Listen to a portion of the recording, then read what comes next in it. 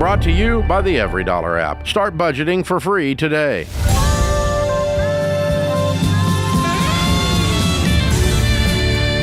Live from the headquarters of Ramsey Solutions, it's The Ramsey Show, where we help people build wealth, do work that they love, and create amazing relationships. I'm Ramsey personality George Kamel, joined by my good friend and best-selling author, Mr. Ken Coleman. And we are taking your calls this hour at 888-825-5225. I'm the money nerd in the group, so I'll be happy to take your money calls and help you take that right next step. And Ken, of course, is going to help you with that shovel, making more income, yes, getting to work. Maybe it's a job switch. Money, money, money. Is that your new theme? Yeah. Yeah. All right. You know, Dave says your greatest wealth building tool is your income, and I'm the guy that helps you figure out what that is, or how do we get more money. So, yeah, I thought so. I wanted to also test out the falsetto early. I was impressed. One more note, and we would have been taken off the air. You think so? Hey, it was too good. I don't think so. I mean, too good for radio. By the way, George, the lobby is absolutely packed. You would think Bono is next to me with this kind of electric crowd out there today. And we're going to have a good time. We're going to meet them during the breaks, so your friendly reminder to come visit us. Let's get to the show. Dan awaits in Gettysburg. What a historic place that is. Dan, how's it going? Going pretty good. How are you? Great. How can we help today? So I had a question. Just wanted to make sure that me and my wife are on the right track with our budget, and we're hitting kind of a snag whether or not we should move because our neighbor is causing us issues with the apartment that we rent. Wow, that's quite the snag. I'd like to know more about this bothersome neighbor situation. I like a little drama. What's going on with the neighbor? Yeah. People want to know. Well, so me and my wife are as Dave would say, scorched earth with our budget, and we really started in April and tackling our debt. We have about $48,000 in debt, and our apartment's fairly cheap, but it's connected. And since we're not eating out anymore and we're cooking from home, the smells are bothering the neighbor from cooking, and it's like we're only getting like 2-3 hours of sleep at night now. Wait a second. Wait. There's a lot to... Can I unpack a little, George? All right. You're telling me your neighbor is upset by your cooking smells. Yeah. What are you cooking? You can't breathe. What are you cooking? Oh, well, last night we just did chicken and noodles, and that kept her up for about 4 hours. What time are you cooking? We cook about 5-6 o'clock at night. And so wait a second. So hold on. There's a lot here. So you cook at 5 or 6 o'clock, and you're cooking pretty basic stuff like chicken and pasta. And the neighbor, is it a woman or a man? The neighbor. It's just a single woman. She's older. And she's older, and she's saying that it's keeping her up because of how aggressive the smell is. Yeah, I mean, we got a text at 2 a.m. saying she was going to call the fire department on us. Please. At 2 a.m? I would love to see them show up and say, "What's the issue here?" Well, now, first of all, can you smell it? Why are you answering a text at 2 a.m? Turn the phones off and put them in another room. Yeah, no, I'm not answering it. I called the landlord, and the landlord wants her out, but he's having trouble getting her out. I'm guessing this is not her first issue. She sounds like a troublemaker. No. Yeah. What's the problem? Right now, me and my wife are determining, should we move to another apartment with a higher rent, or should we just keep cooking and I would just push her out with. In fact, you guys aren't even cooking. I cook something with a lot of garlic. I'd really double down on the smelly test stuff. The waters here. How about some fish? Drive the old lady out. The landlord wants her out anyway. Why in the world? And I'm having some fun with this. But why in the world would you move to a higher rent just because she's griping over just nonsense? Yeah. Just because it's just mental wear and tear. Why is it? No, okay. What's the mental wear and tear? I don't understand. It's some grumpy old lady. Why don't you just ignore her? Oh, no. Yeah, well, no. I mean, well, because they're conjoined apartments, and she has How the upper conjoined floor, are we talking? So. Wait, Well, like, she'll stomp around and, like, scream and yell, and we can hear it through the entire apartment, and that's what's waking us up at night. She's screaming at you, or is this a different situation? Couple times she has. I think this needs to go to the landlord, and I if do she wants to too. get the authorities involved, let them, because it sounds like she's about to be moving out. I think you take it to the landlord and fight instead of giving into this crotchety old lady. I'm guessing the landlord's on your side with this, saying, yeah, she's a problem. I'm sorry. Yeah, he's trying to get her out. Can they but move she's you to a forcing different legal unit issues. for the same price? No. It's a duplex house. Oh, okay. So we don't. So it's not live like a in complex. Well, how much Yeah, longer are you going to be no. here? Is this your long-term renting situation? Well, we don't want it to be. That's why we don't want to go up to higher rent, because we have like $48,000 in debt, and I have a plan to have all of our debt paid off except for my school bill, which will be $35,000 at the end of the year, and then get that done by in a half of a year, because we make like $7,500 a month.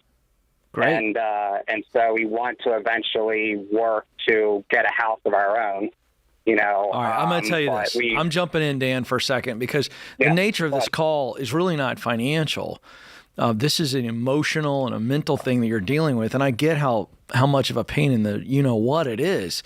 But, George, unless I'm missing something, this would be a bad financial move for you guys. I would sit down. This is me, but I love confrontation. All right, so I understand not everybody likes confrontation. I'd sit down with the old lady, I'd record the thing, and I'd go, ma'am, this is what you're doing. You're stomping, you're screaming. We are going to record all this and document it, and we are going to sue you. We are going to drive you out of here if you don't stop this nonsense. So we're recording everything from this moment on. We are not leaving. You are not. Stare the old lady down and just go, we're not going to lose. You are going to lose. And here's how we're going to ensure that. And I would just double down on it. I really would. And get the landlord to kick her out. Or she stops this nonsense. That's what I would at least try that. You got nothing to lose, George. It's a little bit more confrontational than your style. At first I thought, well, maybe they're in the wrong here, but it doesn't sound like that's the case. If she did that to me, I'd go get a drum set and I'd play the drums. I'd fight fire with fire. I would. I'd go get a bass drum and beat on that Ken thing is until so petty. I'm not Here's petty. the thing. Dan is a nice guy. Dan, you don't want to do any of this. Yeah, well, I work 2 counseling jobs, and I'm a youth pastor, so Bless it. Maybe you should try to counsel her. I'd Give bring her it. some free counseling. Of course, I'm having fun with this, but Dan, I wouldn't give in on this. I'd drive her out through the landlord. Not at the cost of moving costs and moving out, the more expensive apartment. I'm going to stick this out and see what happens in the next few months and really put some pressure on the landlord to do something about it. Yeah, I gave him a deadline last time, yeah. Good for you. It might escalate before it gets better, but I would not make any moves right now. You guys are on track to get rid of this debt fast. I don't want to derail that because of some cranky old lady. Yeah. She's got some get-off-my-lawn energy, and we won't stand for that, Ken. I would try cooking some. The most passive-aggressive move is to cook some fish. Ken's for like, about microwave 5 nights some in a row. 5-day-old salmon. See if that gets her out of there. Just smoke her out of there. Yes, sir. Let's go. More of your entertaining and real calls coming up. 888-825-5225. This is The Ramsey Show.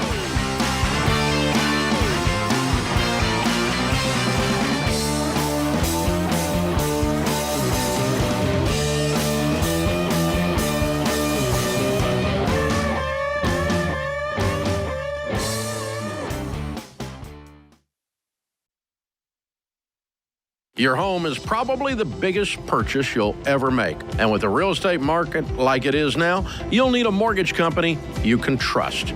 That's Churchill Mortgage. You guys, buying a home is not a button push. It's a process. It takes building a relationship with an expert who will dig into the details and give you peace of mind without busting your budget. Churchill is one of the highest rated lenders in the country. And they're Ramsey trusted because they do what's right for you. Go to ChurchillMortgage.com to get started.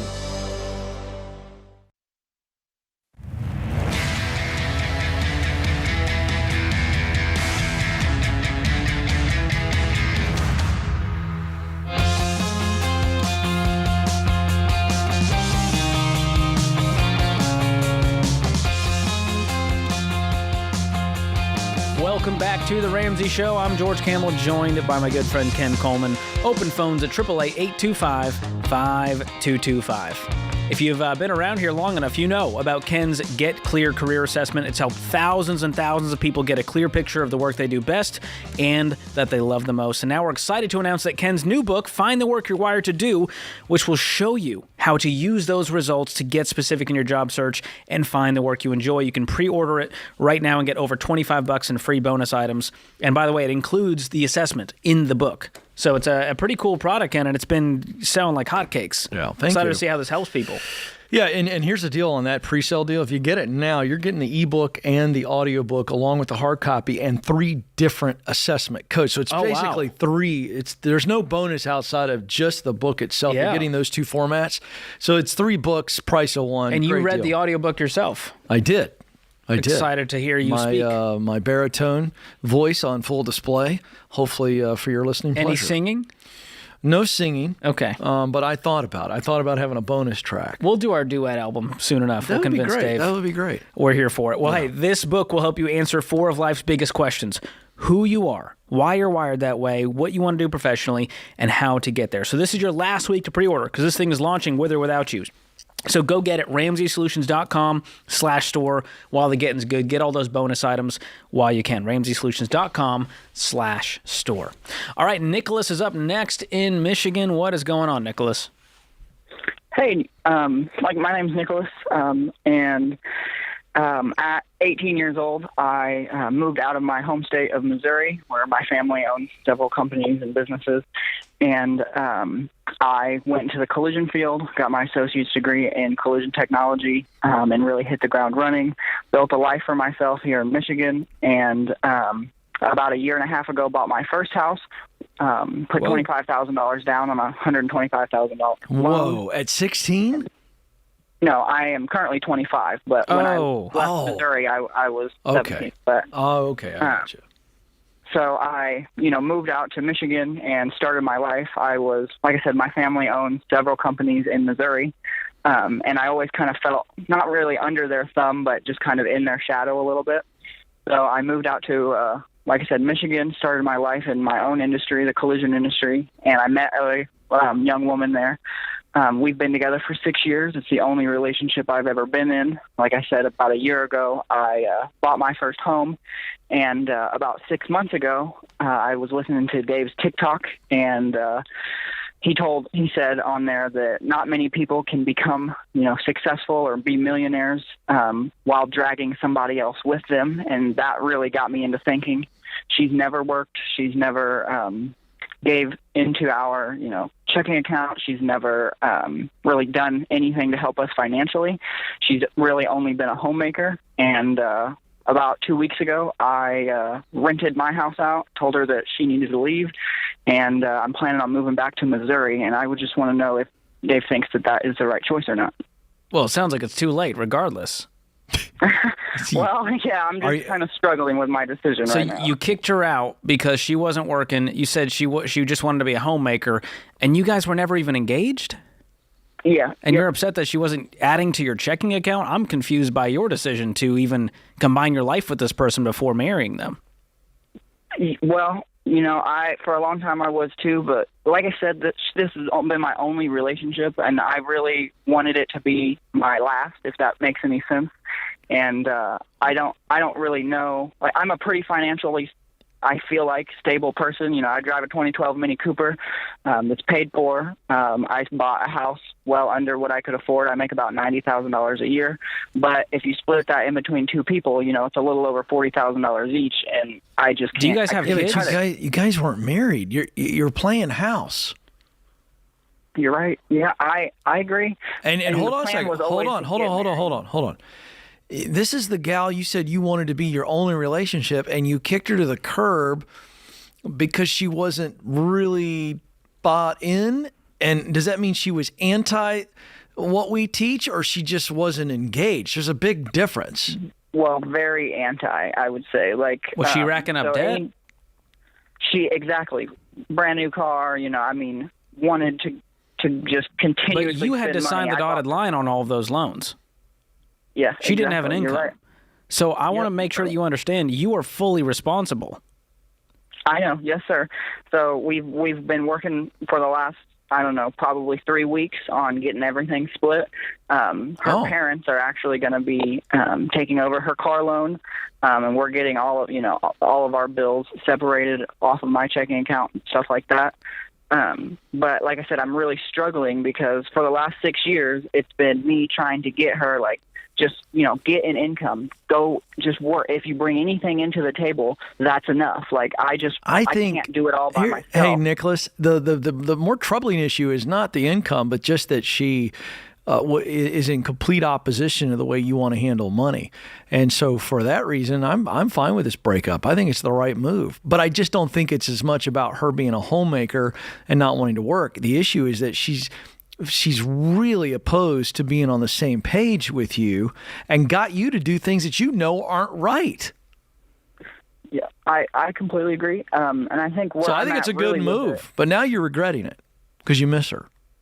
Yeah, that's where I'm at, exactly. I think you broke up with her for the right reasons. George? Yeah, I feel like I'm choosing my finances over her. Well, I do think you have been aggressively focused on building this career and very focused on finances and income, which is good, but you've almost got a flat tire. And my worry is if you continue down this path, you'll be great at saving money and you will be miserable and you won't have any healthy relationships.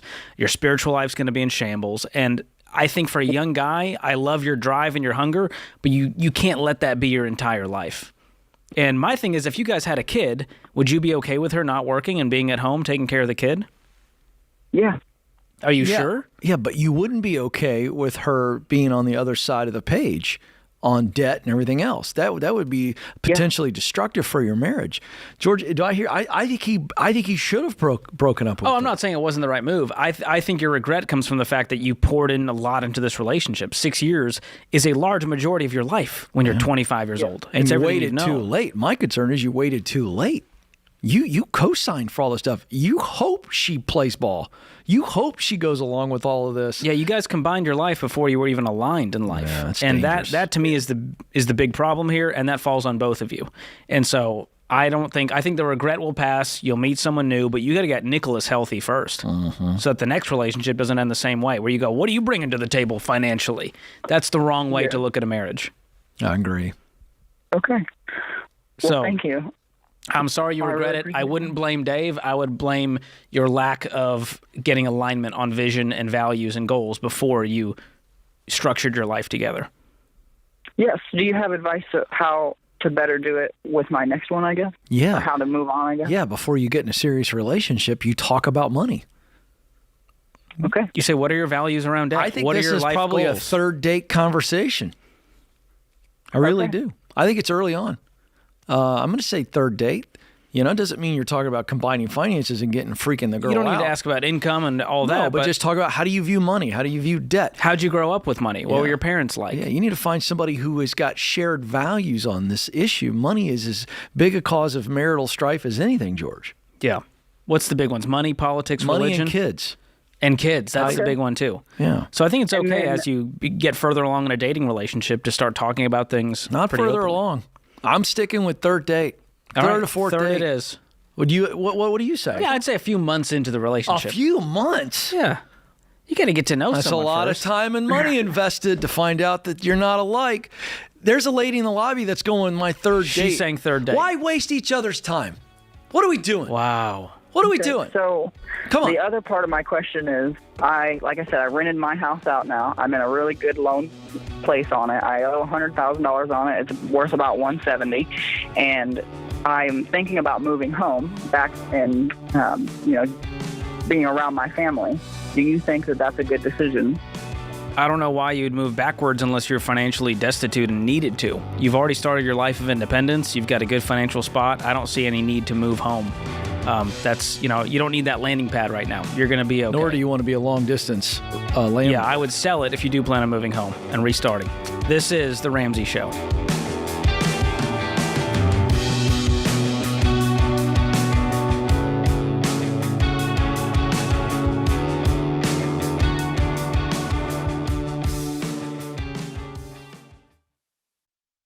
Hey guys, Ramsey Solutions started small and grew fast. Because of that rapid growth, there were times when our systems slowed us down. That's why we switched to NetSuite. It works for us and it'll help your business too. Whether you're starting on a card table like I did, or you're well on your way to becoming a multi-million-dollar company, NetSuite can scale with you and help you communicate and plan better. Because you know your day-to-day up and down and sideways, but accounting, analytics, and supply chain are on another level.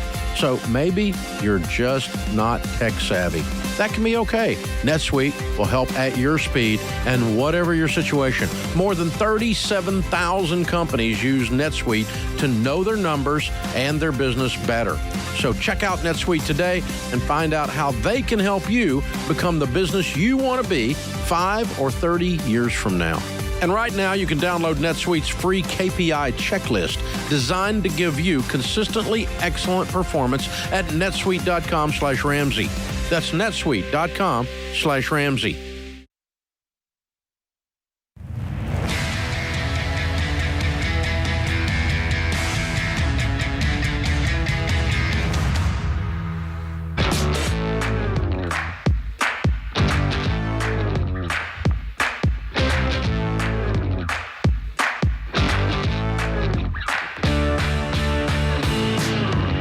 Welcome back to The Ramsey Show. I'm George Kamel, joined by Ken Coleman. The number to call is 888-825-5225. Bria joins us up next in Seattle, Washington. Bria, welcome to The Ramsey Show.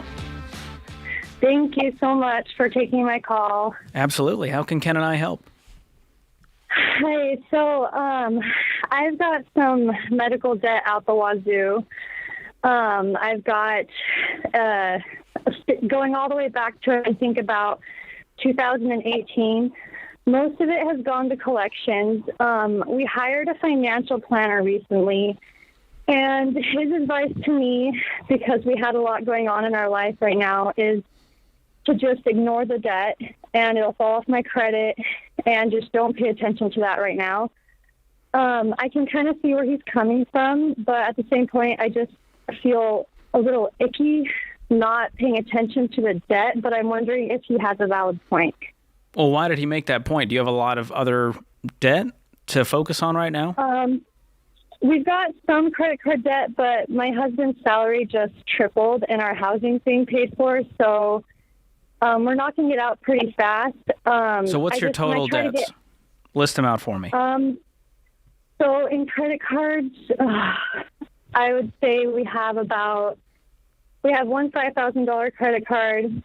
We have another $2,000 credit card, a $300 credit card. We just paid off our car. And then we've got, I think, another $1,000 credit card. So what have you been racking up on these credit cards? So that we just, I guess the brutally honest answer is that we've just kind of been irresponsible. My husband did take a sales job last year, and he was commission only. And I started to have seizures, and so he had to take a few months off. Was that the medical debt from the seizures, or what? Yeah, the medical debt is from the seizures, as well as we also stupidly took out credit cards to be able to get by during those times. Are you guys done with credit cards? Yeah, I'm done. I don't even have a physical credit card anymore. I've just tossed them. Well, they're still all tied to your account, so you can go make purchases on them still, right? Yeah. So we need to cut ties. We need to actually close the accounts, and then we can begin paying them off. Remove all of the card info, stick to the debit card, and even then, you got to be on a tight budget. Because what is your income now that your husband's salary has tripled? Right now, he's making about $2,000 to $3,000 a week. I don't know what that is monthly. I can do the math. It tripled, and now it's $2,000 a week? Well, sorry, I think I misspoke. His commission for sales tripled. So they tripled his commission for each sale. Got it. Okay, so he's making somewhere between 8 to 10? 8 and 10 grand, maybe 11 on a great month. Yeah, 11 grand. And you're currently not working? I'm a stay-at-home mom. Okay. How many kids do you have? I have two. I have a 3-year-old and a 1-year-old. Okay. And how much medical debt do you have? So you laid out the credit cards. You've got $8,300 in credit card debt. What's left on the debt? For the medical bills, that's another thing I'm struggling with is I went through my bills and I called each hospital and I asked them to send me their information for collection agencies, like where they send their debt to. And I'm in the process of making all those calls, but I would say have the collectors not reached out to you? They have, and I'm ashamed to say that I've ignored their calls, and so this is kind of a panic call, I guess. Well, the key is you need to start being proactive. You need to be calling them saying, here's the situation, here's where I'm at, here's what I can pay. And because these debts are older, they may be willing to negotiate and settle. The first thing I would do is get itemized bills from each hospital. Okay. And if the collectors cannot provide it where every single dollar went to, then they legally cannot collect on that. And so you need to look up the Fair Debt Collection Act and make sure that they're following it by the book. And then worst case, you might be able to settle on this for, a quarter of what you actually owe. But you have no clue what you owe? How many thousands of dollars? I know that the bills that I have physically seen show up at my door, I would say at a minimum I owe around like $15,000. And how much money do you guys have in savings? Right now we only have about $2,000 because we've been paying out of pocket for medical care because we're in between insurance, so we don't have much savings. Okay. And you guys have insurance in place now? Yeah, we have a health share. Okay. Well, my advice, maybe against the financial planners, is to not keep ignoring all of the debt. It's kind of why you guys ended up here. You've had your head buried in the sand, spending as you will, buying whatever you want, and then looking up going, la, la, la, one day we'll deal with this. So you and your husband need to sit down and have a grown-up conversation about what are all the debts we owed, what is our game plan. I'm going to follow the debt snowball method in the baby steps. That's paying the debt smallest to largest, and let's see if we can settle with the medical debt once we get a clear picture. And you can pull your credit reports to get a clear picture. You can pull them all from each credit bureau. Go to annualcreditreport.com. You can pull all three for free. Okay. So that would be my first step. I like that. And but listen, the collectors are supposed to be mean and scary and rude because that's their job, but you are in control.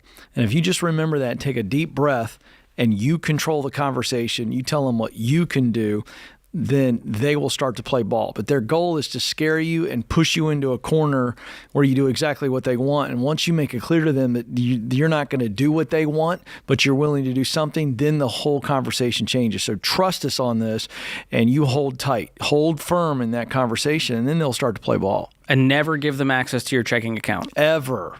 Okay. Get everything in writing. Whatever they say, say, I'm willing to do this, but you need to get it in writing. You need to email it. You need to snail mail it. I'm not making any moves until I get it in writing. And that's a very good point. Record the conversations as well. Record the conversation and tell them, if they refuse to give you something in writing, go, you're holding this up. And I'll be happy to talk to your manager, and start dropping in the Fair Debt Collection Act. Yeah. Start dropping stuff like that at them and go, I'm not doing anything. You're the one holding this up. And get names of every single person you talk to. Get down what day and time you called. You need to document all of this like a detective. Yeah. So then all of a sudden they realize they can't push you around. I like that. I will definitely do that. Do you see how this is all proactive instead of reactive? Proactive instead of reactive. That's what you need to be. Reactive is how we got in this mess. Proactive is how we get out. Yeah. You happen to the debt collectors. Don't let them happen to you. That's what we're saying. Got it? I love it. Thank you. Yeah. Thank you so much. Be strong. Don't be afraid to growl at them. That'll throw them off. Okay. That might also, it might scare them if you just start growling on the phone. Could you like imagine? An That's actually kind of funny. That's it. I'm not saying it'll work, but it's a strategy. It's probably not going to work, but I think it could turn the tables a little bit. Might get them to laugh. And I'm also going to hook you guys up with EveryDollar Premium. And what you're going to do once you get this tool, you're going to list out all of the income for the month. The husband's every single commission he thinks he's going to get. Let's list it out. Then all of our expenses. And my guess is once you do that budget, you're going to find, oh my gosh, we brought in $11,000 this month. Where is it going? We make great money. And you realize your expenses, your bare bones expenses add up to $4,000. Well, there should be $7,000 in these couch cushions if we look closely. That's right. That we can throw at the debt. In total, even if you paid off the medical debt as it stands and the credit cards, it's about $23,000. You guys make way more than that. You could kill this debt within a few months if you really grind it. And so I think this is going to be a memory, and this is going to be the first day you guys happen to your money instead of it happening to you. Yeah. So hang on the line. We're going to send you EveryDollar Premium. Christian and Taylor will pick up, and they'll make sure to get you that. And for those of you wondering how to start paying attention, maybe you're like our friend Bria, and you're going, everything's been a mess. I don't know where to start. I'm telling you, the budget is the place. I know it's scary to look in that financial mirror and actually go, oh, that's how much debt we have. Oh, that's the interest rate. Oh, here's what our paychecks actually add up to. Instead of just kind of the, thoughts and prayers mentality, fingers crossed, let's just hope we have enough money at the end of the month. That's what's caused America to be broke. We're just hoping and reacting instead of being proactive. Hashtag money and margin. That's what it's all about. Hashtag thoughts and prayers. Because most of the time, it's really not an income problem. They're making great money. They're just not doing anything with it other than letting it disappear into the abyss. Yeah. So that's what it takes to get control, and it's possible for you. Get started. EveryDollar.com. You can get started budgeting for free and make that intentional spending plan.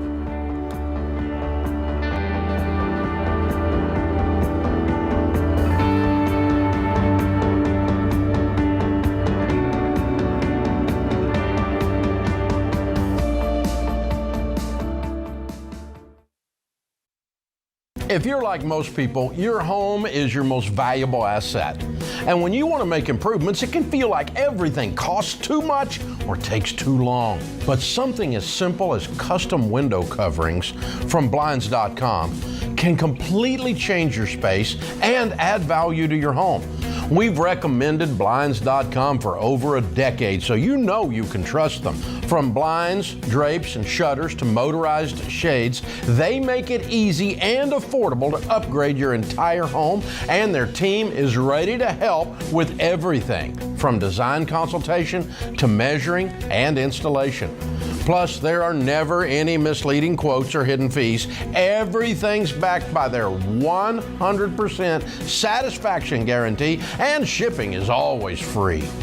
See why Blinds.com is the #1 online retailer of custom window coverings. Visit Blinds.com to get up to 45% off. That's Blinds.com. Rules and restrictions may apply.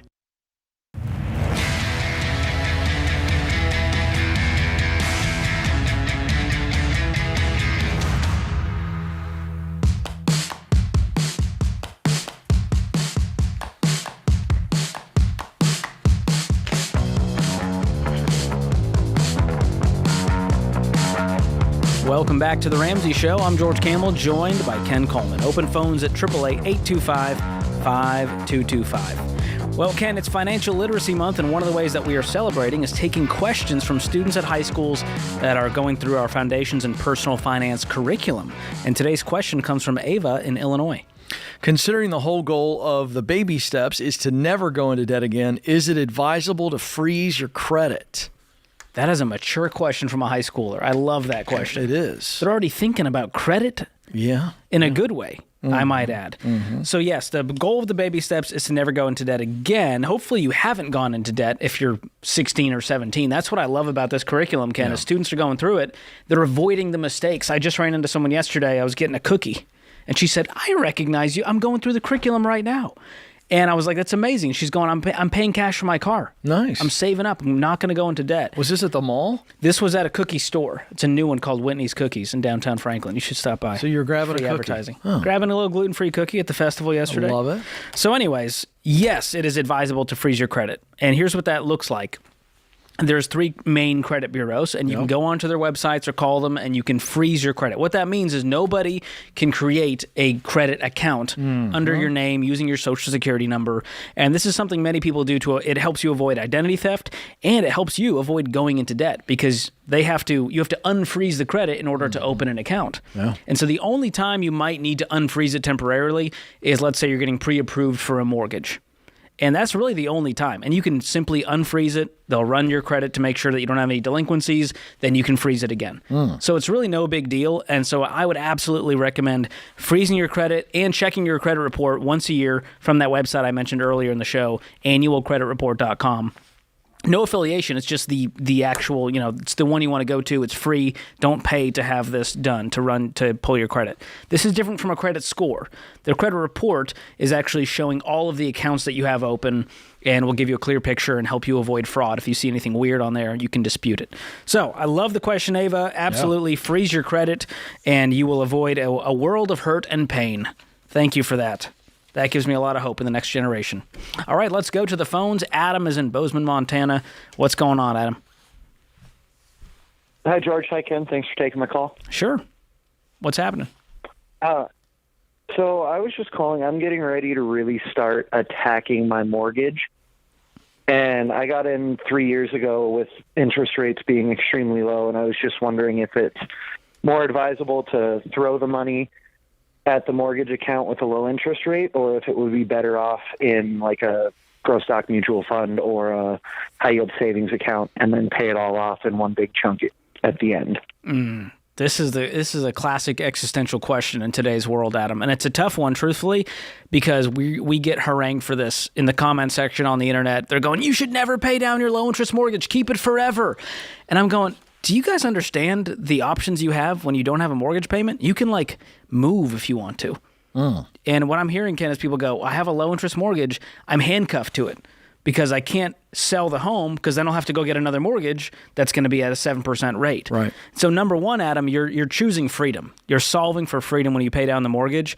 And we can do the nerdy math and go, here's how much you're paying in your amortization schedule towards interest. Here's how much you could make in a high yield savings. Right now it's about 5%. Is that accurate? Yeah, 4.7 is what I currently have. Okay, and your mortgage is at a 2-something or 3? 3.25. Okay, so if you actually did the math on what you'd be making, do you actually have enough to pay down the mortgage today in savings?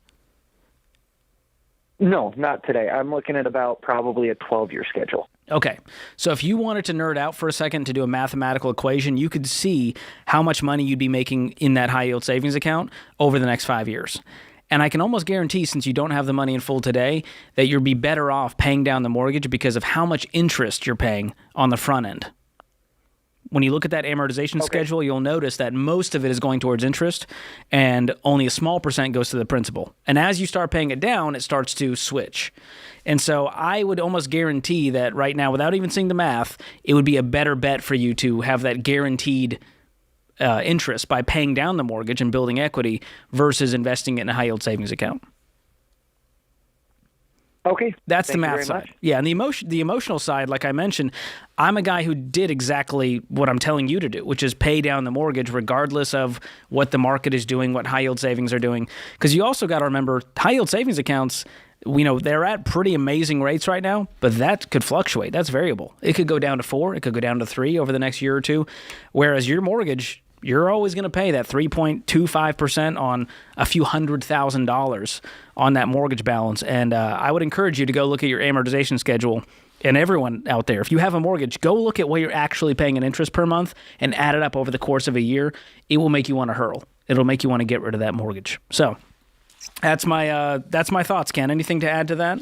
Well, I would just say for our money audience, I don't think the Fed's going to do anything on the interest rates anytime soon. You may see something towards the end of the year, but the days of the super low rates are gone. They're not coming back anytime soon. But the flip side of that is, and quite frankly, I'm okay with it because I want to get more for my savings. So I think, like you were describing, I just would let the audience know that you're getting an elevated interest rate. And I think that while it may fluctuate some, I think it's going to stay higher for those that are savers. So that high yield savings account, that rate's going to stay at a pretty nice number, I think, for the near future and maybe distant future. Yeah. And the only time it really works out on paper is if you have the exact amount of your mortgage sitting in savings, of course, working for you. And that's most right. people, they're not in that situation. And he didn't either. But just a side note, because people are paying attention, they think the Fed's going to come rescue them. And right now the Fed's kind of backed into a corner because they can't lower rates right now. Well, spending is still so hot. Well, so that's they're not really cooling inflation at the rate here's they a were fun hoping. little term. I know James loves it when I talk economics. Can I guess? Is it stagflation? We are now officially in stagflation. Most of you don't know what that is. You may remember it from 6th or 7th grade, but that's where the GDP shrunk the last quarter. and inflation went up. And so when you see the economy, the GDP, the gross domestic product, when it is shrinking and inflation is increasing, you are officially in stagflation. So the Fed, for those of you that are paying attention to this, in an election year, plus the fact that consumer spending is still high, inflation is spiked, their hands are tied. So maybe that's a little too nerdy, but I'm telling you, that's where we stand. So now it's good for savers. Debt is bad. It's always bad. It's even more ugly right now. Well, we always say, broke people pay interest, wealthy people earn it. That's and right. so that's one of the keys of getting out of debt. And I'll tell you, I have the best mortgage interest rate of all time right now. It's 0%. And the way you get that is by paying off your mortgage. And we found that as people do this, they don't call in and say, Ken, I regret it. I could have made more in my savings account. I could have made the spread on the 1 or 2%. Yeah. It's simply not worth the mental calories, the emotional weight. And it sounds silly to people who love to do the math, but there is such emotional, mental freedom. Yeah. Well, for years, Dave called it financial peace. We still, refer to it as financial peace. And while we put the word financial in front of it, it really is peace. It's peace in that I'm not worried. It's peace in that I've got options. People that have a lot of margin and no debt in their life, they can change and make moves anytime they want to. Switch careers, move different states. 100% sell the house, go somewhere. So, if you want to be stable in an unstable economy, then follow what we teach. Because no matter what the Fed's doing, no matter who's president, no matter who controls Congress, you're just pretty much like, you realize how much those people don't matter. Yeah. You realize how much of a circus it is watching the news, freaking out. They want you to freak out about what's happening in the economy. Yeah. And so if you're truly freaked out about what's happening in the economy, what could happen, then we would all be paying off our mortgages if we truly believe that. No, I agree. But why would people do that when Congress is continuing to spend trillions and trillions and trillions of dollars? It's debt is just okay. It's just a necessary evil to so many people, except for us. And that's sad. And we're converting people. America's number one in a lot of things, and consumer debt is at the top of that list. Credit we are card leading debt, the charge. All-time high. The national deficit, all-time high. We keep beating our own personal best, Ken. It's amazing. It's really exciting. There's nothing we can't do. Well, I tell you what. If it were a financial Olympics, we'd be winning, huh? That puts this hour of The Ramsey Show in the books. My thanks to Ken Coleman, my co-host, everyone in the booth keeping the show afloat, and you, America. We'll be back before you know it.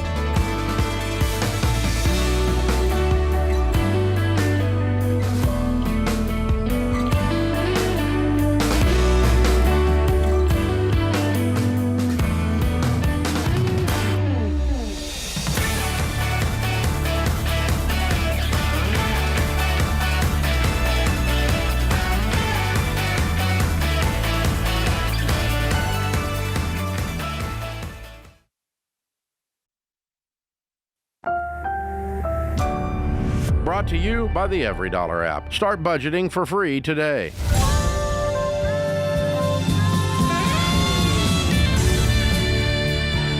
Live from the headquarters of Ramsey Solutions, it's The Ramsey Show, where we help people build wealth, do work that they love, and create amazing relationships.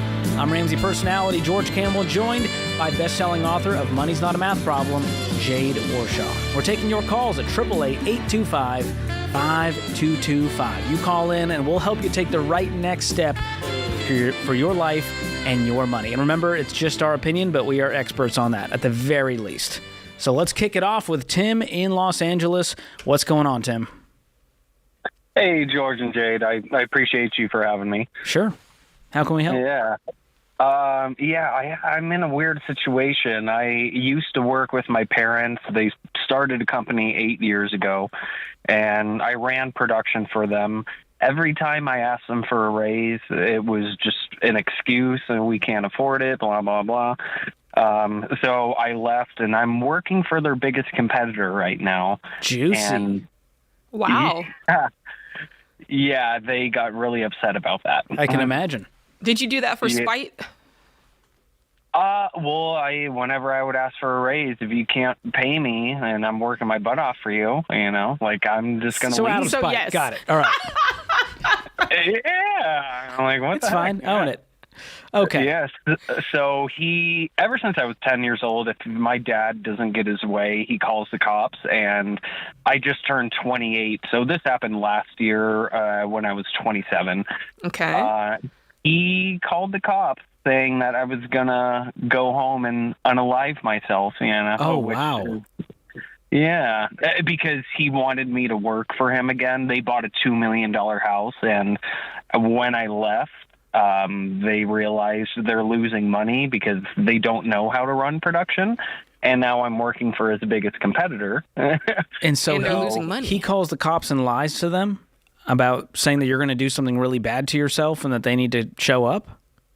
Yeah, basically, he realized he was losing money, so he asked me to work for him again. And But how is this the solution? To like make you lose your job or something, and then you have to come crawling back to him? Like, what was his strategy here? And that's what it seems like. Well, what happened next? So the cops come, and then what happens? The cop, yeah. So he asked me to work for him again. I said no. He calls the cops, and they put me into a hospital. I wasn't even there for a day. I told the doctors what was going on, and they let me go. But I have a $16,000 medical bill because of all that. What's the Goodness gracious. $16,000? Just you going in the emergency vehicle? That and then being in the hospital for almost a day, I guess. Yeah. And you didn't have health insurance? At the time, no. Oh, boy. Oh, boy. Okay. Yeah, because that's just riding in an ambulance. Yeah, and is you're like- wanting him to pay it because he caused this, which, of course, he's not going to do. I told him if you ever want to see me again, you have to have a check. And he said, you're not getting a penny from me. So. Okay. Wow. Well, I'm so sorry. This is beyond. I would call this the last straw, Yeah. and I'd be done with this relationship because clearly he is. He opted out. I want to make sure you know that, Tim, because I know there can be a lot of guilt and shame and baggage that comes with a hurt relationship, especially one as close to a father and son. But this is not on you. He opted out of this relationship, and you need to just move on. Mm-hmm. Now, the medical bill might be on you to take care of because, truthfully, as jacked up as many of the things are in this situation, the one thing that is on you is you didn't carry medical insurance. And so it came back to bite you in the butt in a sucky kind of way, but here we are, So unless you're trying to get lawyers involved, which I probably would advise against. The only option is to try to sue him for the $16,000. Yeah. And I personally, it doesn't seem like any of this is worth that. Mm-hmm. So what do I do about this? Because I'm the type of person, I'm not in debt. I have no debt. Then just pay it, at dude. all. And You pay it. You can see if they'll be willing to settle. Settle. Do you have that money in savings? well, I do, but I feel like I shouldn't even pay it. I'm like, listen, this type of situation, I think John might say like not by your hand, but in your lap kind of situation. Yeah. There's a lot of dysfunction here. There's a lot of unhealthiness here with the relationship with your dad. And he chose to do something that he made a decision, but the reaction of it, the consequence of it ended in your lap.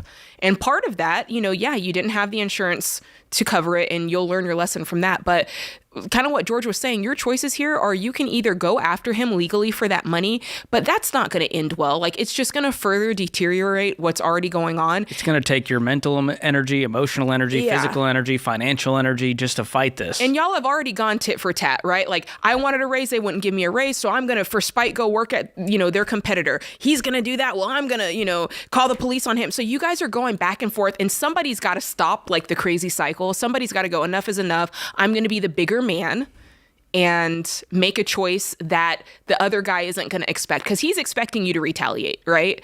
And so just be the bigger man and go, okay, if I have the money, I'm paying this, or I'm settling this, and I am dusting the dirt off my feet, and I am moving on. Mm-hmm. And that's kind of what I was like. Do you think I should pay it then? Or it's not in collections, is it? It's just with the hospital still? It's just still with the hospital. I would contact their financial office and sit down with them and explain to them the situation and see if they'll have some mercy on you. Mm-hmm. And maybe they'll forgive it, maybe they'll cut it down, and you just write them a check and be done with it. Mm-hmm. But I would at least try to fight in that regard. Yeah, especially if you didn't have any real care. Like, you might not, like, the ride in the ambulance, that's like 5 Gs without even thinking. But if you look through that bill, because, you know, they ask for an itemized bill, and really go through and say, like, did you give me this? Did they do that? And really get on the phone with them and say, listen, here's what happened. All of a sudden, that 16 grand turned into 7 once you asked for an itemized bill and go, what did you actually charge me for? And if you can get proof from the police or otherwise, some actual legal proof that this was fraudulent, that he did this out of spite and there was no real merit behind it, they may wipe it for that reason. I don't know. But it's worth at least digging into. Okay. Yeah, and looking at that automized bill. Because they let me go. I wasn't even there for a day. I explained to them the situation. And if they have no proof and they after were like, running testing. I feel so bad. You know? So we're not lawyers. You may want to contact one just for a consultation to see what your options are to try to get this removed. But man, the harder part is just realizing that you just lost a relationship with your father. Yeah. That's going to sting more than the 16 grand. We can pay off debt. We can't repair an unrepairable relationship. Yeah. And for that, I'm truly sorry. But the good news is you're healthy. You're here. You've got the money to pay it off. I'm going to just learn from this and move on. And if you have to get a restraining order on this guy and make sure the cops are aware of, hey, if this guy ever calls on me, know that he is just a spiteful, crazy man. But goodness, I cannot imagine being in that situation. Yeah, the hardest part for him is going to be not to retaliate, because that's the pattern that they have with each other. Well, and that resentfulness, that'll stick with you if you're not careful. Yeah. And you start to drink your own poison, thinking That's that it's true. going to hurt the other person. That's true. You got to forgive him. Tim, you might want to just go to counseling and therapy to deal with the loss of your father, in a sense, because I think that grieving is going to take some time and maybe some professional help. So I'm sorry you're going through it. Glad you're on the other side soon. Hopefully you'll be back to debt-free in no time. This is The Ramsey Show.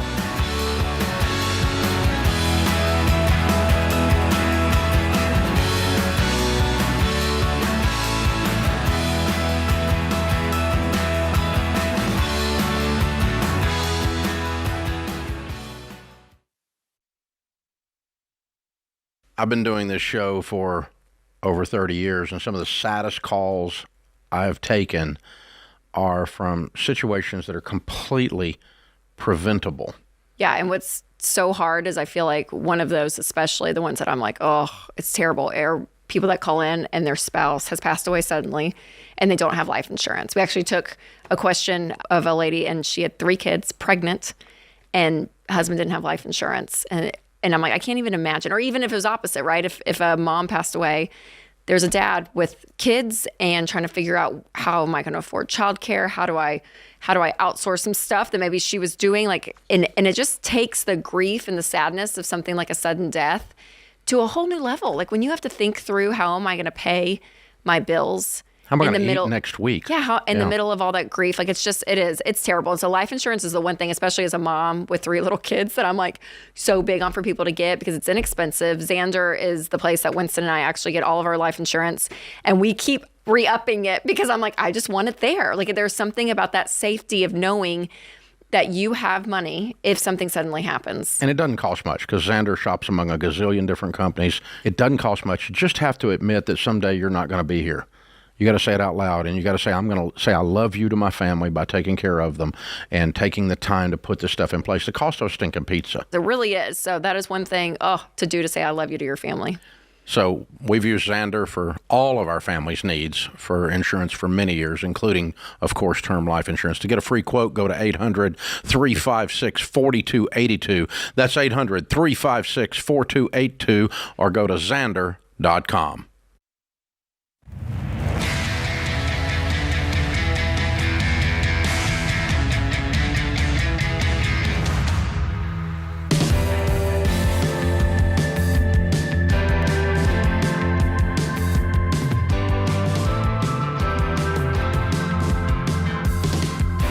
Welcome back to The Ramsey Show. I'm George Kamel, joined by Jade Warshaw. If you're enjoying the show today or any other day, do us a quick favor. The show is free. The favor is free. All you need to do is hit the subscribe button, hit the follow button, leave us a kind review, share it with a friend. You can hit that share button. Maybe it's a clip, maybe it's a full show, whatever you need to do. Word of mouth is the best marketing engine we have, and you guys are the best marketing. So thank you all for sharing it. It helps with the algorithms and get this word of hope to more and more people, and you guys are a huge, huge part of that. So thank you for doing that. Madison is up next in Atlanta, Georgia. Madison, welcome to the show. Thank you so much, and thanks for your time. I appreciate it. Sure. How can we help? So I recently found myself unexpectedly and kind of traumatically facing a divorce. I'm 52, and I did not have time to kind of do a long plan. It was a matter of safety needed to file for divorce. But my question is, we do not have any retirement, but we do have some rental properties. And I'm trying to figure out the wisest move. If my husband has offered we could split them up, we could form a company and keep them together, but honestly, that's not going to work with the dynamics. Yeah. So it's kind of, is it wiser to hold on to a couple or just liquidate? And I'm trying to get a pulse on what I want so we can move to the next phase of negotiating. And well, what's the bigger financial picture here? Where are you living? Do you have any debt? Do you have income? Sure. So, well, my husband, I have been a stay-at-home wife and mom for most all of the marriage. So his income is $270,000 a year. Okay. And then another $26,000 from our rental properties per year. Okay. How many rentals are there? Thank you. So we have right now 4. Okay. Are they paid for, or do they have mortgages on them? They all have mortgages, and most of them, I do know the cash flow and the equity of them, but they do have mortgages. Okay. And if you sold all of the rentals, and after paying the mortgages and the realtor fees, how much would you net combined as a couple? Around $800,000. And you would split that evenly? It would either be evenly with Faith. Yes, it would be 50-50. I, to be honest with you, am going to ask for more, but 50-50 is definitely okay. So that's option A, is you walk away with about $400,000 that you can then use to invest. Correct. Okay. And do you have any other debt other than the rental property mortgages? We do. So we have one credit card that's $32,000. One is $22,000. Now, to be honest with you, it's not negotiations are not done, but his intention at this point is to take on that debt. It's what he's told me. I don't know that I can 100% count on that, but he plans on. But this debt is in both of your names currently? It is. Okay. And what other debt outside of the credit cards? Outside of the credit cards would be 2 vehicles. So one is has a payment. It's a Jeep of $636. What's the loan? What's the full amount you owe? I believe the full amount we owe on that is $12,000. Okay. And the other one? And then the other one is going to be about $35,000. Oof. Why in tarnation have you guys been racking up all this debt when you've had a household income of $270,000, $300,000 at 52 years old? Well, there's some personality dynamics and a strong personality. So you're saying these were all his against decisions? this? Pardon? These were all his decisions? Yes. But you co-signed on them. Your name is on all of the debt. On most of it, yes. So you're working with the lawyer. You're working with the lawyer, right? Or are you guys trying to do this amongst each other? So I have a lawyer, and to save on lawyer fees, if we can work out what we can without the lawyers, whatever we can agree on, I'm trying to do that. Okay. And then, utilize my lawyer as needed, but it's obviously, he's a high-end lawyer and it's expensive. And you're going to have some serious spousal support after this is all said and done? I am going to get spousal support. I need to find out what my rights are as far as how much. He has offered me a certain amount, but what has he offered? just so we can have something numbers-wise. Yeah, no, I appreciate it. He offered like $4,000 a month. I countered with 45, but I think I'm entitled to more based on what he makes. But 4,500, and then he said he would pay all the bills. Like that would just be so all the debt would go to him. Correct. Interesting. I might take more spousal support. If you can get $100,000 a year from his 270, you'd be better off and use the proceeds from the rentals to knock out all the debt together.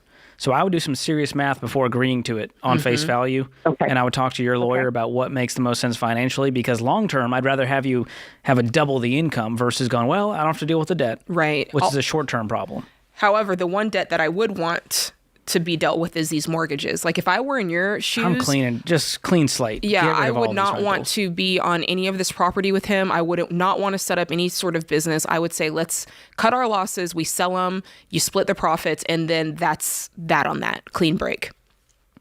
So you have over $100,000 in consumer debt. Are you living in the house that you guys lived in together? And is there a mortgage on that? We have, we are not living together, and we sold the home that we were living in together. What happened to the proceeds of that home? We split that, and 50-50. So that wasn't a lot because it was only a year old, but that's like $32,000, and it was 60. I have half of that. I have $32,000 of that in my bank account. Okay. We're also selling another property. Not one of the four? Not one of the four. It was another one we were going to move into, and that one should net about $170,000 in profit. And you get half of that? Split. And we will say split is 50-50. That's guaranteed. So you get another $85K. Again, great. Is that all the money to your name then? The 32 and the 85? Yes. Nothing in retirement, and that's everything you have in savings. Okay. And where are you living now, by the way? What's your living situation?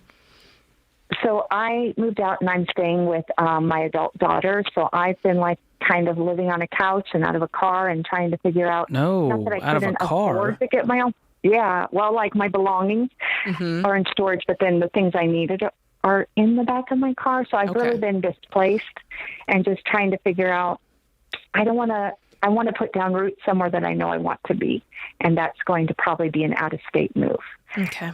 And it's just been pretty traumatic with. It's kind of I would say Lifetime movie, but really like a Dateline movie. Yeah, because it sounds like you were fleeing something, and I hate that for you. It was abusive. No, it was abusive, and I would have never, ever used that word before, but it was, and it became unsafe. Yeah. And I had to literally leave when he went out of town within a couple of days. Well, I'm proud of you. I'm proud of you. That takes a lot of guts. Thank you so much. And I'm sorry you're going through it, but I know it's the healthiest, best thing for you, as much of a nightmare as the situation is. So let's recap, and we'll give you some next steps. I would absolutely sell all of the properties and get as much as you can out of all of that. I would fight to get as much spousal support as you can.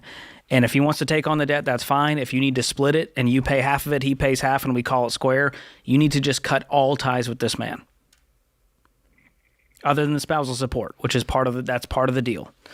And at that point, you'll be debt-free. You'll have a giant pile of money.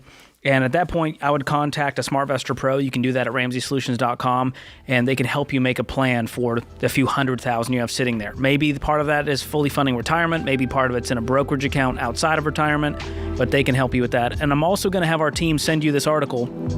It's on our website, and for those of you that are wondering, we'll put it in the show notes. How to Survive Divorce, Protect Yourself and Your Finances. That's on the Ramsey blog, and I'll have our team, Kelly and Christian, will pick up. They'll send you a link to that, and we'll also drop it in the show notes for anyone watching. I also want to gift you, Madison, a free financial coaching session from one of our trained Ramsey financial coaches, because there's a lot to unpack here, and I want to make sure that we take care of you more than we can in a 5-minute radio call.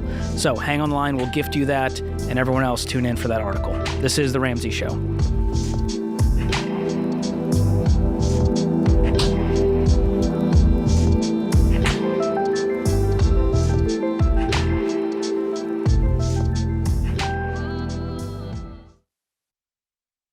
You know, it doesn't take a degree in statistics to realize that this one stinks. 93% of undergraduate private student loans are co-signed. So when you're delinquent and drowning in private student loan debt, mom or dad or Uncle Joe is stuck in that financial stress along with you. But there is a way out.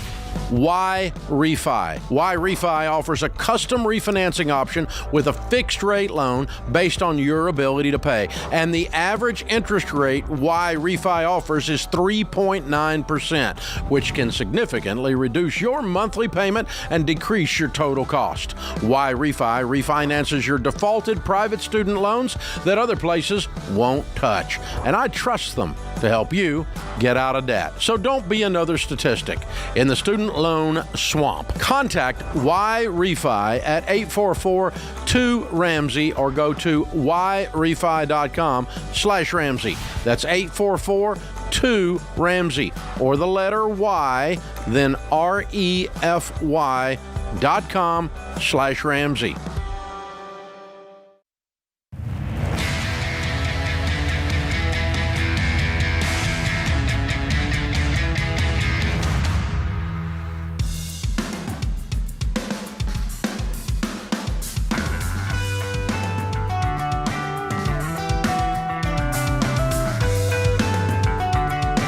Welcome back to the Ramsey Show. I'm George Kamel, joined by Jade Warshaw this hour.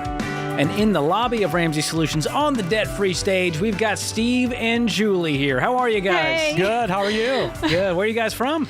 South of Raleigh, North Carolina. North Carolina. Well, thanks for making a trip to celebrate debt freedom with us. This is exciting. How much have you guys paid off? We paid off $217,000. Okay. Ooh. And how long did that take? That took about 6.5 years. Uh-oh. I'm sniffing something out here. This is about to get interesting. And what was your range of income during that time? We started out making about 200 combined and finished up right around 320. Amazing. Excellent. What do you guys do for a living? Well, I work in oncology research. I'm an early childhood educator. Wonderful. Awesome fields. And what type of debt was this 217? That was our mortgage. House. Bingo bongo. There it is, Jade. That's exciting. You were sniffing it out. I was a bloodhound over here. I'm like 217,000, 6.5 years. That's exciting. Yeah. Wow, we're looking at weird people here. And not that you guys look weird. You look wonderful. But that is a weird thing to do. So take us back 6.5 years ago. You had this mortgage sitting around. What happened? We actually moved. We actually took a little step back in our journey, took on a little bit more mortgage, moved to be a little closer to our kids' school. And through that time period, we just decided we wanted to finish it early. We took out a 10-year mortgage instead of 15, but paid it off in 6.5. A lot of people don't know you can even do that legally. They're going 10 years. Yeah. So you pre-decided that you didn't want this mortgage hanging around. Yes. We did. We didn't know exactly how long it was going to take because we had a lot of other things happening in that 6.5 years. We had 3 kids to go through college. We paid for that. And a wedding. Cash flowed all of that. Cash flowed. Wow, wedding. And our a daughter's wedding. Very good. You guys are impressive. Thank you. Okay, so what got you on this Ramsey journey? How'd you hear about us, and what influence did we have? I think the first time we heard you was actually on the radio show, and we were just kind of going about life like people normally do, or what we thought anyway. We used credit cards, we had car payments, and one day we just decided we had had enough of that, and that kind of started the journey. Wow. Very cool. And then you do the move, and you go, you know what? Yep. We don't want this mortgage hanging around. We're going to pay it off early. Let's do a 10-year, and you paid it off in 6.5. 6.5 Right. years. Wow. Yeah. So 3.5 years ahead of schedule if you just made normal payments. And we had a low interest rate mortgage, and I know we did the wrong thing and paid it off. Yeah. Wow. And you stand here before us living to tell the tale of paying off the mortgage in light of how much you could have made. Exactly. Right. Did people ever think you were crazy for doing that as you talk to your friends? Because you're a smart guy, you're oncology research, you're early child, did people go like, what are you doing? Or did you not talk about it? We don't necessarily talk about it with our parents so much because they are of the mindset of you should keep your mortgage. So you're like, we don't need their opinion. Really? Yeah. We love them. We don't want their financial advice. Yeah. I mean, have we had people look at us like we had 3 heads when we talk about it? Yes, we have. Wow. Yeah. And look at you now, totally free. Yeah. No regrets. No regrets. None. What's this house worth? It's worth around $680, I think. Oh my goodness. Very cool. And what's in retirement, nest egg, all of that? Somewhere around 1.5. Hey, oh my okay. goodness. Yeah. So you were already Baby Steps millionaires. We are. Long ago. Yeah. But now you don't have a mortgage. That's right. That's right. Wow. Can I ask how old you two are? Because you seem pretty young. You got a lot of life ahead of you with no mortgage. Thank you, George. I yeah. appreciate that. Maybe not her age, but yours. I just turned 54. Okay. I'm 53. That's amazing. awesome. Yeah. So what now? What do you do? I mean, You've reached the pinnacle. yeah, Travel. Baby step lots, 7. Do all the things. lots Yeah. of travel, lots giving. We have a brand new grandbaby. Oh, that's so spoiling the grandbaby. Yeah. That's A1. Yeah. So what's Very, the very first cool. thing you did or will do now that you're completely debt free?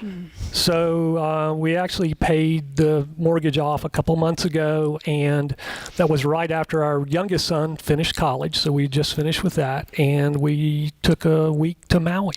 Oh my That's goodness. amazing. Just you two? Yeah, Just us two. Just us two. It's actually our second trip to Hawaii, so we're maybe going a third time. I Oh love my it. goodness. That's exciting. Yeah. Yeah. Wow. So how does it feel to be completely debt free? For people that don't know what that's like.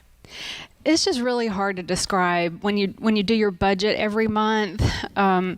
You realize you have all this margin that you can give more to people, and I don't know, it's just really an amazing feeling. That's fun. Yeah. It gives us options. Yeah. We have choices. Now you can work because you want to instead of until you have to. Right. Yes. That's incredible. Yeah. And I see there's some people here on the side of the stage. Who are these people that have Yes. joined you today to celebrate? It's our daughter Katie and son-in-law Joel and our granddaughter Charlotte. Oh my Yay. goodness, that's so sweet. Well, I'm Yes. glad the granddaughter's here to witness Yes. this. She'll Yes. go back on YouTube and be like, that's my grandparents. Yeah, she will definitely remember this. That's incredible. So Yeah. what do you tell people the key to becoming totally debt-free, house and everything is?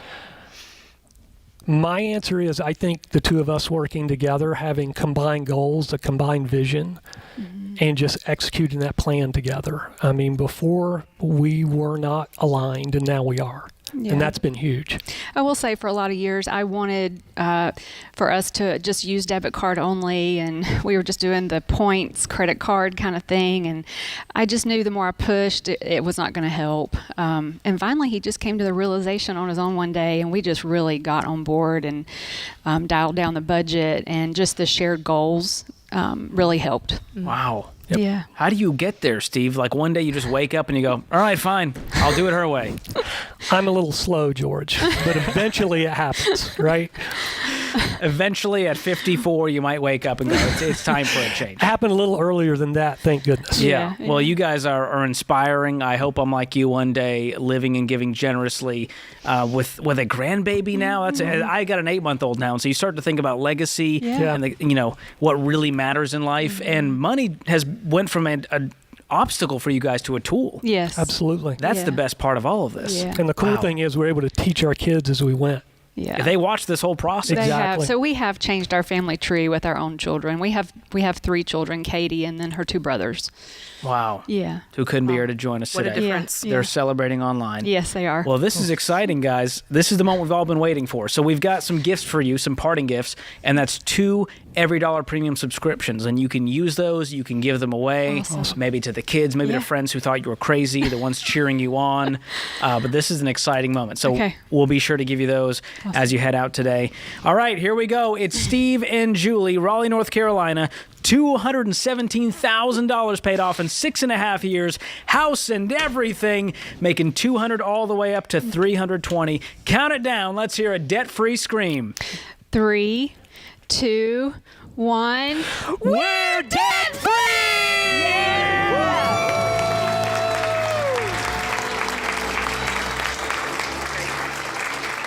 Baby Steps millionaires in our midst, Jade. They're all around. And you might not know it, because my guess is Steve and Julie live pretty normal lives if you just saw them walking down the street. 10-year mortgage. That's all I have to say. What a flex. 10-year mortgage paid off in 6.5 years. Y'all out here flexing with your fancy cars with a $1,000 payment attached. They're out here flexing with their 10-year mortgage they paid off in 6.5. I know, that's right. They said no flex zone. They freed up a few grand, and they're not here to impress anyone. They just want to make an impact, leave a legacy, go to Maui, enjoy their life, and they did it all with cash. And I love that they gave up the game. Yeah. They were saying, well, yeah, we used to be those people. We did it for the points, and we had our payments, and life was okay, but it wasn't like this. Yeah, this is different. They weren't levitating with freedom. And that's what I love is when you stop playing someone else's game, you zoom out and you go, oh, I was just a rat in the credit card company's maze. I also love the example of patience. You know, when Julie was like, hey, I could have pushed harder and harder, but I let him come to the conclusion and he did. I just love that. And then once that happened, it was game on the same page. I'm telling you, shared goals, shared vision. They have a better marriage. They're communicating more, and now they can do whatever they want, which means less money fights. It's amazing Probably how none. that works. Yeah, probably now the money fight's like, well, we went to Maui last time. Right. I want to go to... That's right. That's really the arguments now, is where we're going to go on vacation next. I'm happy to have that be my worst marital problem. Well, folks, I hope that inspired you guys as much as it did us. That is the power of the baby steps. Everyday people living out the principles, becoming debt-free, leaving a legacy. That's what this is all about. This is The Ramsey Show.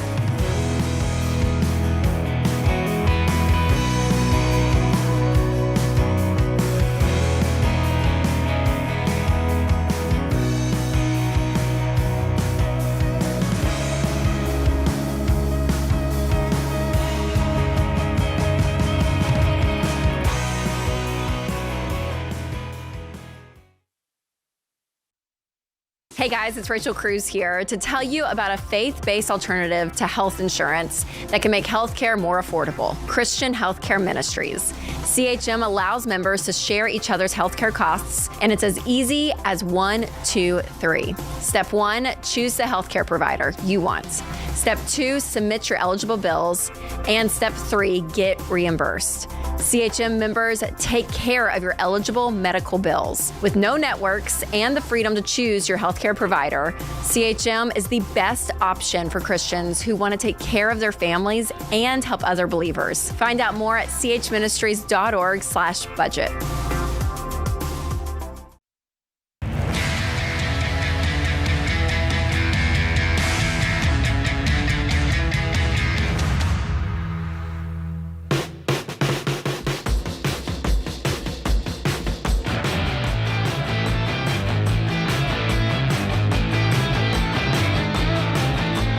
This is The Ramsey Show. I'm George Kamel, joined by Jade Warshaw. The number to call is 888-825-5225. We've got a lot of events happening around here. One of those is a brand new one called Dave Ramsey's Investing Essentials. And at this event, Dave Ramsey and myself, we're going to deep dive into investing. And for the first time ever, Dave is going to unleash his personal playbook on investing, including how he buys real estate, which is something that he has not done at length, which is really cool. So this is a 2-night virtual event happening May 21st and 22nd. And because it's online, you can watch from the comfort of your own home. So you don't have to worry about us being in your town because you get to watch. We're coming to you. And investing is something that you all ask us to dive deeper on all the time. And this event is our response to that. So we're going to start with the basics, build a foundation, and then get into specifics, some 201 and 301 content, mutual funds, real estate, investing traps and trends, how to maximize your 401k, and a whole lot more. So join us. Tickets are $249, but you can tune in with your spouse and you don't have to get another ticket, so that's nice. Go to RamseySolutions.com/events and get your virtual pass today and join us May 21st and 22nd. And yes, you can watch the replay. I think we're giving them a week with the standard pass to watch it. Wow, so if you miss it, you'll have many, many days to enjoy it and tune back in and catch the replay. Take notes. You're going to want it. RamseySolutions.com/events. All right, Tony is in Salem, Oregon, coming up. What's going on, Tony? Hi, George and Jade. Pleasure to talk with you. Yeah. My beautiful wife and I are in baby steps 4, 5, and 6. Yay. But we're wondering if we have too much locked up in sinking funds. Ooh. Let's talk about it. How much you got and what's it for? Yes, we have $42,000 in an emergency fund that's not a sinking fund, $10,000 in travel, $11,000 for taxes, insurance, and our kids' school, $8,000 for medical, $5,000 for home maintenance, and $3,000 for gifts/Christmas. Well, let's see. Gift/Christmas, tax, medical, school, travel. There was another one in there that I missed. You went through them pretty quickly, but it sounded like it sounded necessary. Do you think any of these are overfunded currently? I like the insurance that if something comes up, because the way our budget is set up, I feel like even though everything's fully funded, we still month to month, can get to the end of the month and we're at we're down to nothing. So are you unable to cover other expenses or goals because of these sinking funds? What is it holding you back from? Everything's covered. I just feel like we can't budget for some of these things in our current budget. It's out of my paycheck. So this is the peace of mind I've come to. I think you're choosing one thing over another, and I think it's your choice to make. By funding these every single month, yeah, you're taking away some of your monthly cash flow because you're saying, no, we are going to take a trip, and you have to probably put some caps on these, I would think. Like, is the trip going to be more than $10K, or is that enough? Like, does it need to be something that's continually on there? Same thing with, taxes, school, and insurance. Only if you've hit that mark or if you've exceeded it or if you still have some to go. But let's just say where they're at right now, let's pretend that they're fully funded. Then all of a sudden that money is back in your month-to-month budget. But if you say, well, some of them are fully funded, some of them are not, then that is a little bit more cash flow. Or if you say, no matter what, I constantly want to be putting towards these, then you've made the choice that for comfort, like, you're forsaking month-to-month comfort of having extra margin for a year-round comfort of knowing, hey, we can take a vacation at the drop of a hat. Yes, it's more the latter. They're fully funded, and we like to just, on a whim, go travel. It's there. We can cover it. I don't have to think about it. Then I think that's the choice you've made. Yeah, nothing seems broken here. Okay. I would it's almost like you're wondering, have I gone overboard? And the truth is, like, for the medical, what is the 8K for exactly? We're on a high deductible plan, and so when I first went to that, my wife was nervous, so I said, I will fund an account just to pay for medical, and we've yet to turn in a receipt over 3 years. So at some point... And that's where I'm like, that might be unnecessary. You have an emergency fund. If there truly was an emergency that went above and beyond, you could either cash flow it or dip into the emergency fund temporarily. And so for some of these, I would just go, are these actual expenses that will be coming up within the next calendar year, or is this just the, like, oh crap fund, and truly that's your emergency fund? I also think there's something to be added to this, whereas you guys kind of just got to baby steps 4, 5, and 6. So it's taken some time, and it's taken clearly a lot of your budget to make this happen. But to George's point, the deductible fund, it's done. Like, you don't have to keep adding to that. There was another one in there that I feel like it was for 5K. I'm like, isn't home maintenance? Yeah, home maintenance. It's like, are you spending $5K a year on home maintenance currently? Because if you're not, you might want to scale that back down. Unless you're saving up for a remodel. But then it's like, okay, if you're saving up for a remodel. So I think it's just or you guys... Or the roof needs to be repaired in 2 years. Let's save up to make sure we have that funded. So I think you're fine. You're probably overthinking it, if anything. And I would make sure you're investing 15%. Do you have kids? We have one son. And you're funding some into a college fund? Everything. Yep, we're making actually more on our house payment every year. We're paying for his school, his private school, as well as putting him for college. Good. And I still, I'm at a point where I feel the light at the end of the tunnel. We're $280K away from a debt-free stream. It's going to happen. Awesome. Good. You guys are dialed in, man. Throw more of this towards it. And just make sure you enjoy life. I love that you have the vacation travel fund because it tells me that you are wanting to enjoy some of this money. And that's how I see it, is just make sure you don't get a flat tire. Are we giving enough? Are we spending enough? Are we saving and investing enough? If you got all three of those covered, you've got a rich, healthy life. Perfect. So, thanks for the call. That's a fun question. It is a fun question. There's no heartbreak here. Yeah, I think, I think that when you need sinking funds, they're a really great tool. If you like to have the extra for, your deductibles, if you want to fund multiple, vacations ahead of time, I think it's a great tool. And so for those of you that don't know what we're talking about here with sinking fund, let me clue you in. A sinking fund is simply a way to save up for a bigger purchase over time instead of needing the money that month and not having it ready. So if you know you're going to spend $1,200 on Christmas in December and it's January, well, we need to fund $100 a month into a savings account in order to make sure we have that money, so on and so forth. And so as you go through, home maintenance, a vacation, if you know you've got the vacation coming up, let's save over time instead of trying to muscle our way through it within a month or two. And so that's the whole point, is you're being proactive, you're thinking ahead instead of being reactive and hoping. I think in many cases, though, for a lot of folks, it's a way to make sure that no matter what, they never touch their emergency fund. Like when you start doing a separate one for, your deductibles and things like that, I think there's part of you there that's like, no matter what, I don't want to touch this emergency fund, which I can 100% understand. Oh, yes. And most people that do this, they're like, they haven't touched the emergency fund. Because really what happens is as you get to this financial foundation under you, you sort of get better at things. You buy higher quality items, you do the proper upkeep and maintenance, and then when an emergency does come up, it's usually the ankle biters, and you're able to cash flow it in next month's budget. Right, because think about the biggest one. The biggest thing that could happen is like your roof, right? I feel like that's like the big one. Your HVAC. roof, maybe HVAC. Yeah, if you live in South Florida, though, a new roof is like $30,000. And so, but usually you can see that coming. And that's my whole point is usually most emergencies, unless they're medical, you can kind of see it coming unless you're a person who like sticks their head in the sand. And if you can get ahead of that and start a sinking fund, then it's a great way to not have to touch your emergency fund. Exactly. So I think a lot of it, when you're broke and trying to follow the steps and get out of debt, it feels like life is just coming at you. And every little $100 emergency or $600 emergency, you're like, this is going to be my whole life. Then once you get above it and get out of debt and get the emergency fund, you sort of have better luck. That's right. But it's not really luck. It's just you putting yourself in a better place. That's right. So that's what I love about the emergency fund. And it's a good call out that this is different than a sinking fund. The emergency fund you only use if it's urgent, necessary, and what's the last one?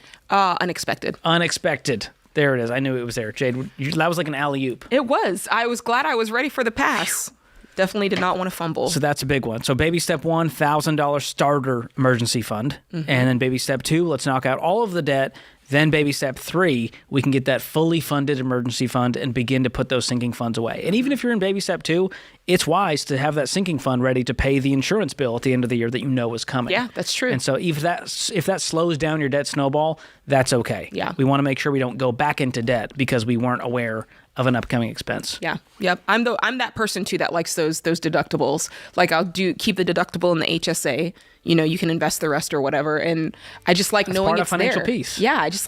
I like knowing it's there. Love an out-of-pocket max. This is the nerdy conversation you listen to the show for. Where else can you get this kind of content? We get to nerd out. Only the Ramsey Show. Well, that was a fun hour, Jade. Thank you so much. Thank you to all the folks in the booth keeping the show afloat and keeping the audio smooth. And thank you, America, for tuning in. We will be back before you know it.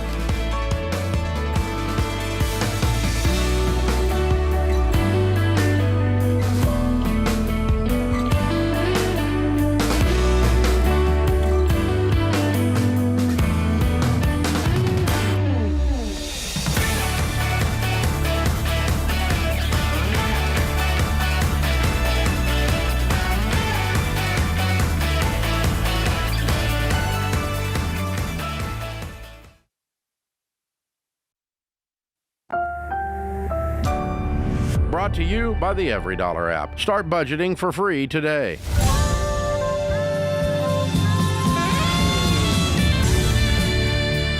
Live from the headquarters of Ramsey Solutions, it's The Ramsey Show, where we help people build wealth, do work that they love, and create amazing relationships.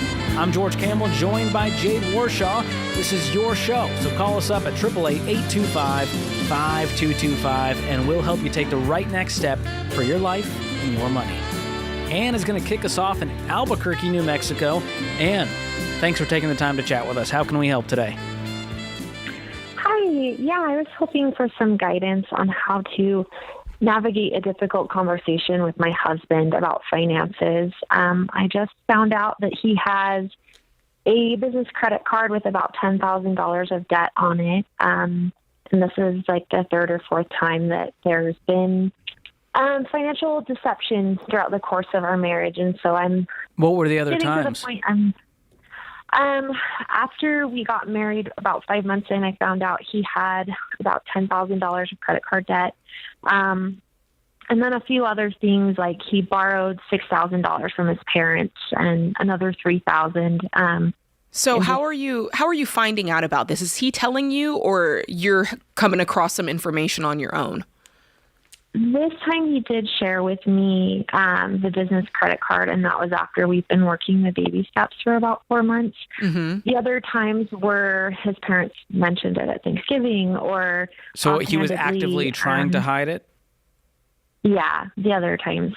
So, okay, so you found, he came to you and told you about the $10K that he has on the business card now. You said it was, you guys have been actively trying to work the baby steps. My question is this old debt, or is this debt that he has acquired while you guys have said you're working the baby steps?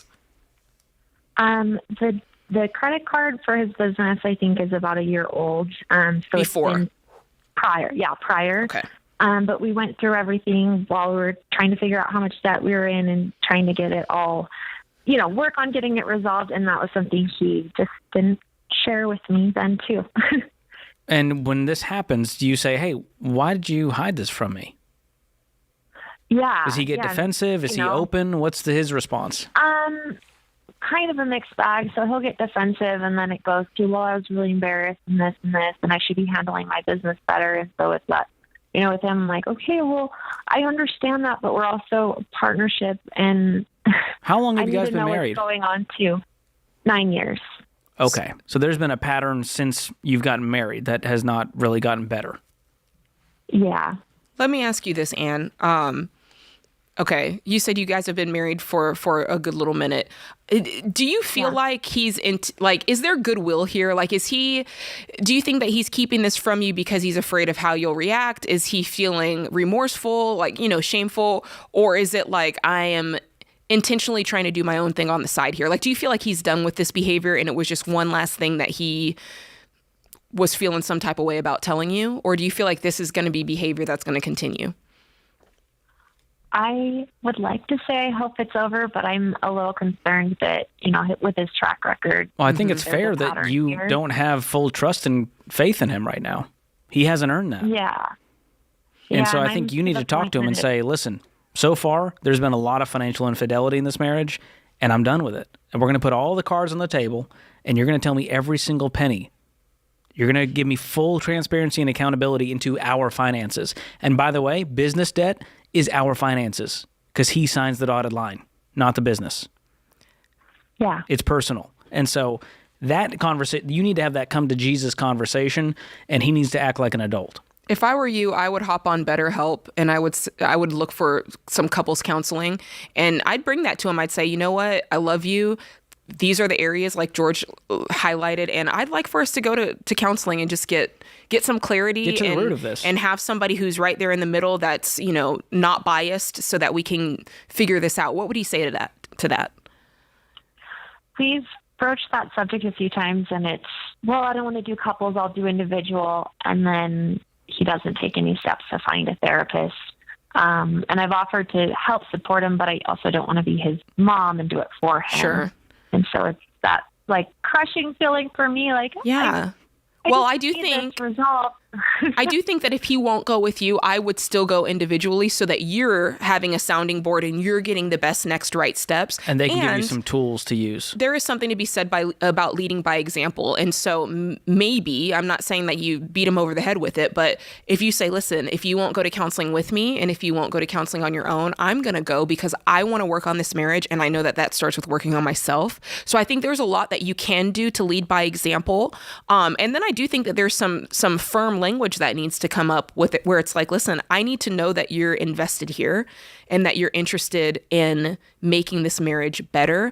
And I'm interested in seeing actions.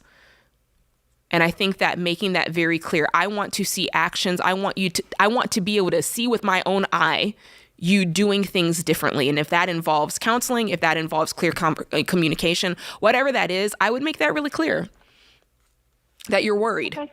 And have you made it clear that or is he really aligned that he wants to become debt-free aggressively? Yes. We really do. And it's that every month looking at the EveryDollar and being like, we make way too much money to be in this much debt. Well, the next time this happens, you go, you violated our family value and goal. You violated my trust. We said out loud, this is our goal. Here's our values. We want to live a debt-free life. And you went backwards behind my back. And that's not okay. And I think it's okay for you to share how you really feel. And what he's going to do is he's going to feel all the shame. He's going to sort of cower down and feel bad for a while. But how he reacts is on him. But you need to be very honest. I'm not sure you've really told him how scared you are, how upset this makes you, how frustrated you've been in this marriage.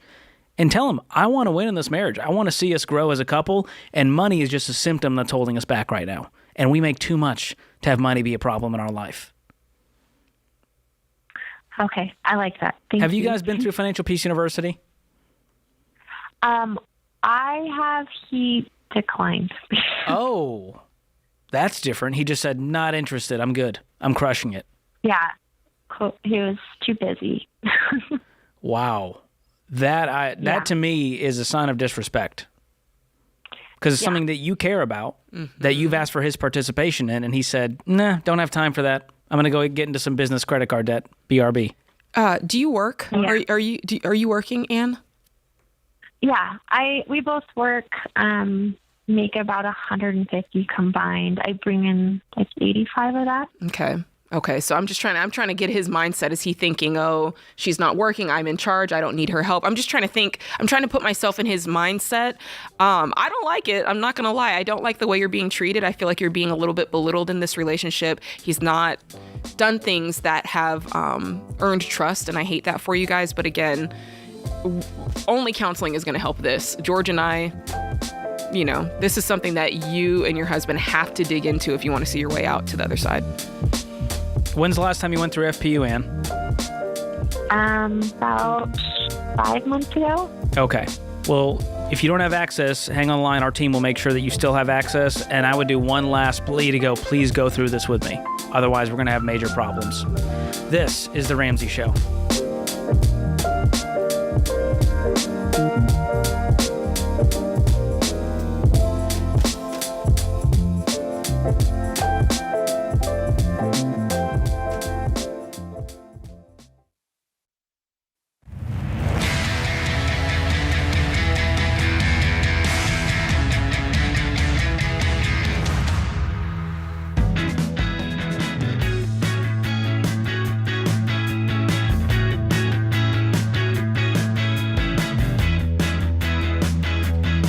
Welcome back to The Ramsey Show. I'm George Kamel, joined by Jade Warshaw. Open phones at 888-825-5225. Sarah joins us up next, all the way in Sacramento, California. Sarah, welcome to The Ramsey Show. How can we help today?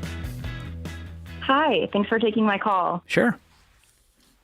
So my husband and I are in our mid-20s, and we have a substantial nest egg that is from inheritances, and we're already doing the basics. We have a separate emergency fund. We budget. We don't have any debt. So our question is, how do we maximize this nest egg that we have? Wow. Okay. How much are we talking? When we inherited it, it was around $800,000, and it's grown to $1.1 million. Wow.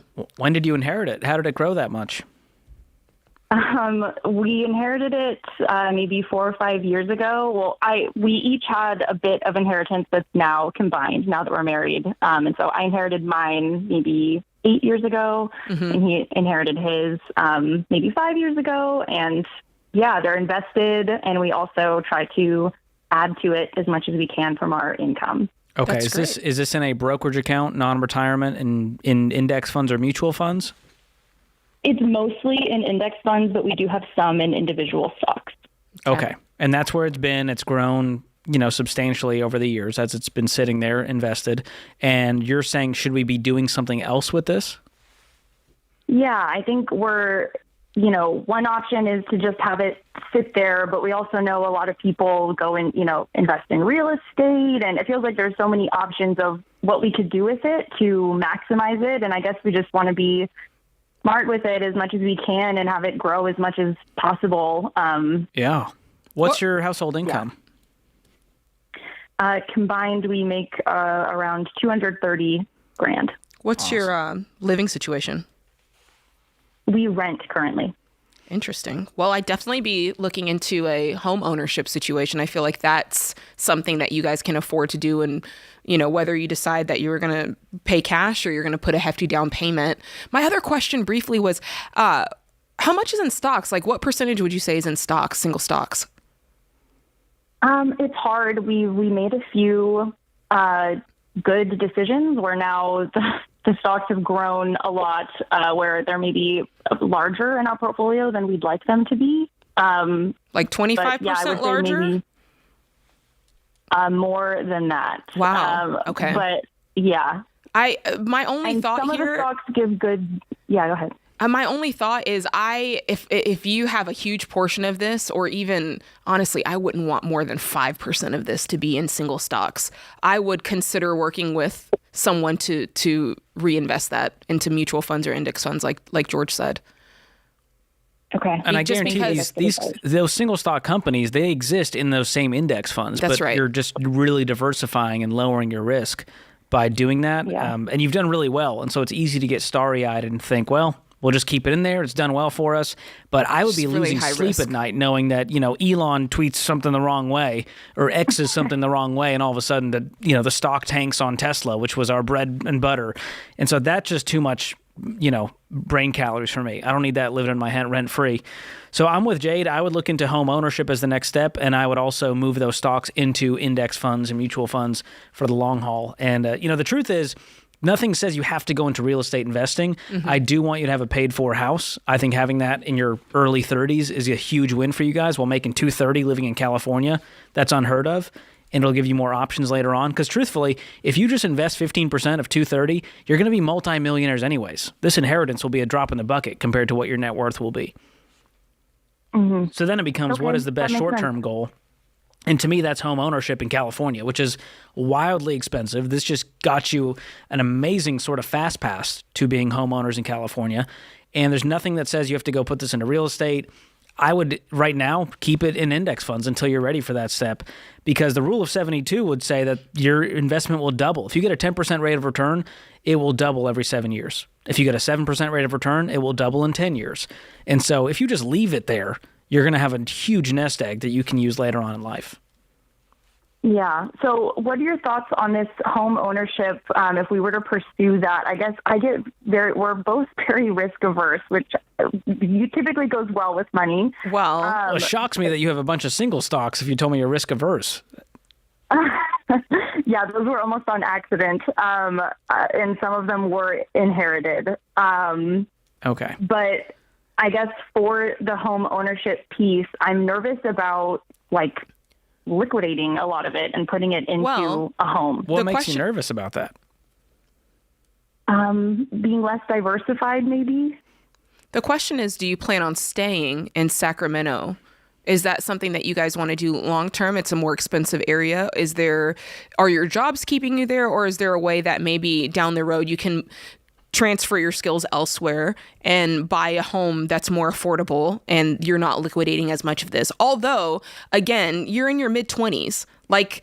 To George's point, you have plenty of time with your income, which is only going to go up, by the way, for you guys to build a multi-million-dollar net worth. So I don't want you looking at this like, oh, this is the only money I'm ever going to get. And even if you guys said, we're only going to put half down on a mortgage, that's your choice to make.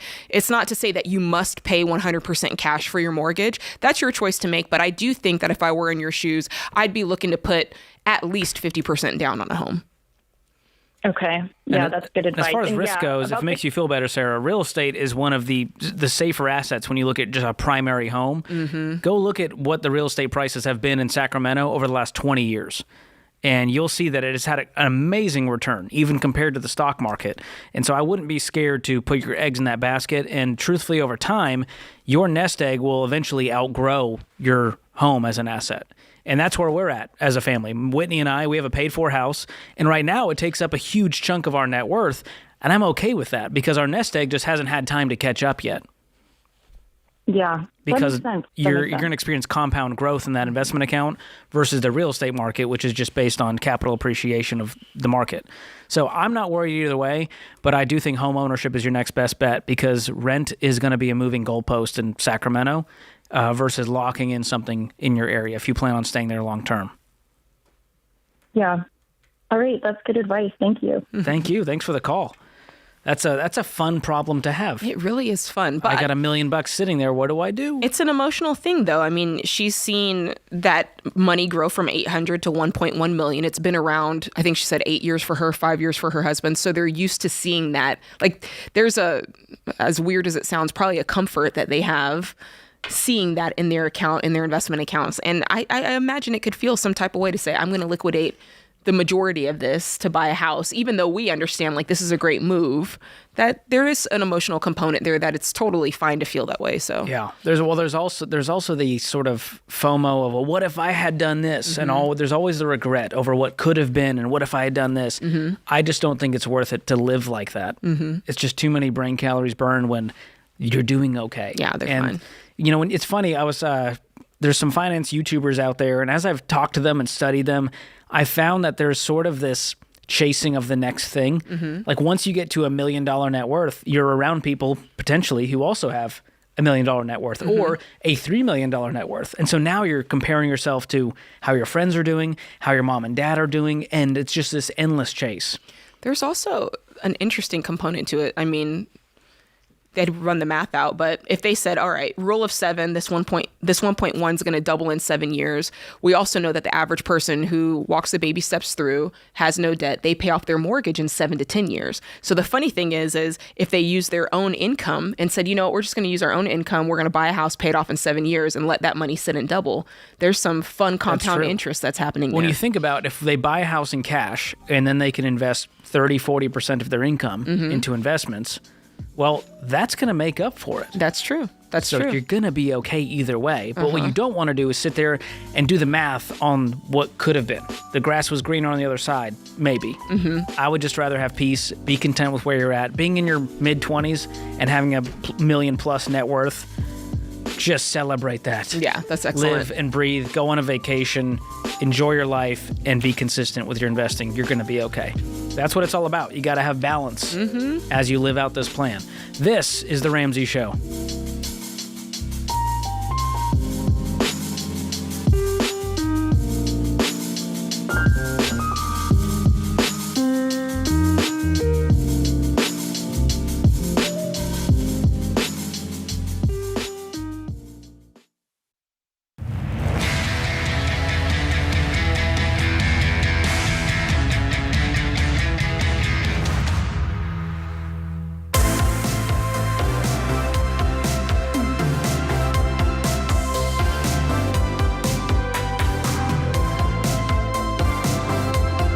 Welcome back to The Ramsey Show. I'm George Kamel, joined by Jade Warshaw. And in the lobby of Ramsey Solutions, on the debt-free stage, we've got a smiling face. We've got Madison here. How are you, Madison? Good. How are you guys? Doing great. Where are you from? I'm from Kansas City, or from Chicago, but I live in Kansas City now. All right. You got you got to shout out the roots there. That's street cred. All right. So how much debt have you paid off? $125,000. Come on. That's a lot of debt. It is a lot of debt. What kind of debt was that? I'm just curious. I know. All school loans. I knew it. Yes. Get you every time. Wow. All right. And how long did this take you? 2 years. Oh, my gosh. Yes. That's amazing. All right. And what was your range of income during the 2 years? So it started, I'm a nurse, and so I started making like 40 grand, new grad. I was on days. And then towards the end, nurse has like a lot of flexibility. And so I was picking up so many shifts that I was making like $120,000. Awesome. So yeah, kind of ended with a lot. That's amazing. Yes. Well, be proud. You've earned every penny, especially over the last 2 years. Thanks. That is impressive. Okay. So you're a nurse. This is all nursing school student loans? Yes. So I did an undergrad with a health science degree, and then I did an accelerated nursing degree at Mizzou. Wow. And here you are to tell the tale. So 2 years ago, you're the average, nursing school grad. You got a bunch of debt, and you went, I'll pay it off eventually. What made you go, no, I'm going to get aggressive about this? Yeah. So it's kind of crazy because I didn't know how much debt I was actually in when I was in college. I was like, oh, maybe eventually I'll pay it off, or I just didn't know how much I had. And then after college, I just sat down and I was like, oh my goodness, I have $125,000 of debt. My parents sat me down and I just started bawling. I'm like, man, this is a lot of money. But I started looking into my faith my freshman year of college, and honestly just started to see it in a biblical lens of why it's biblical to pay off your debt. That's right. That gave me motivation to be like, I have got to take care of this. And so it just sent me on this journey of just attacking my debt. So what was your tell us what your life was like what was your living situation? What were you spending? Because hardly anything to do this so fast. Yes. So I did night shift, so I barely got to see a lot of people. So I was living with 4 other girls. So there's 5 of us in this house. So trying to live as cheaply as I could in Kansas City. I moved in with my friend and her mom when I first moved there. So try to really not have that much. And then, just started, just kept paying it off. So So you're like, I started at 40,000. I'm gonna keep living on 40,000. Yes. Even though the income is going up, and that's the hardest the part, key. right? You see Yes. everybody else going out, having a good time with their hard-earned money, and you're Buying throwing houses, it to getting nicer cars, going out every weekend, and you're like, nope, I'm going to keep living like a broke college student. What did your friends Yes. think? The girls you were living with, when you told them, what did they say? They were great. I mean, they were like my support system. So they were like very encouraging. And just like, honestly, if I didn't have them, I don't know where I'd be, but my coworkers are the most surprising. I didn't realize like how unpopular it is to pay off your debt. They're like, oh, just wait for the government, or you'll be in a different tax bracket, so you don't want to like pick up shifts. I can't. And I was like, wow, I don't know if that really makes sense to me, but so yeah, it was just crazy different advice that I was given like over the years. Wow. So what got you connected to Ramsey? Yes. So my friend, actually, I started to share my faith like my 5th year of college, and just started to build a relationship with one of my good friends. And so after school, I realized how much debt I was in. And so we were talking about it, and her family are just Dave Ramsey. Yes, they knew everything. And so they like really just took me underneath their wing and was just helping me throughout the whole process,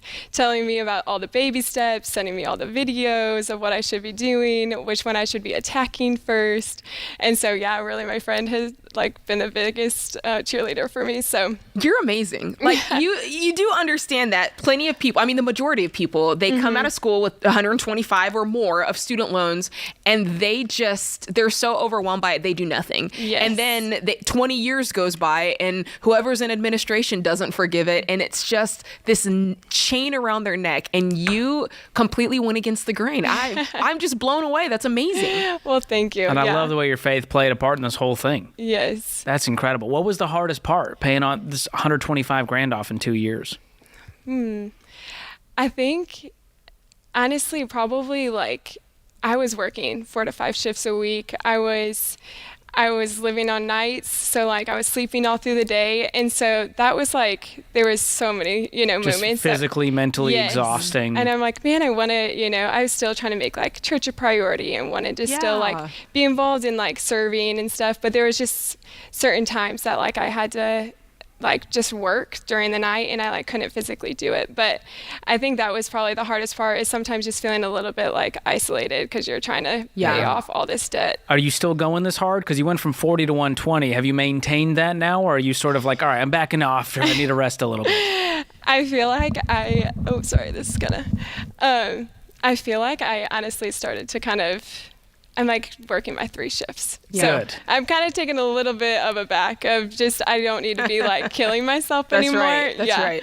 Yes. So what do you tell the people who, like I said, you're not normal, you're different, which I love. What do you tell the folks who are sitting there watching going, I'm going to wait, or, maybe when I make a little bit more money, I'll try to tackle it. Or my least favorite, easy for her to say, I'm not Madison, so. Yes. What do you say to that person? Yeah. I'm like, man, it's so freeing to finally get here. I felt like just you truly are a slave to the lender.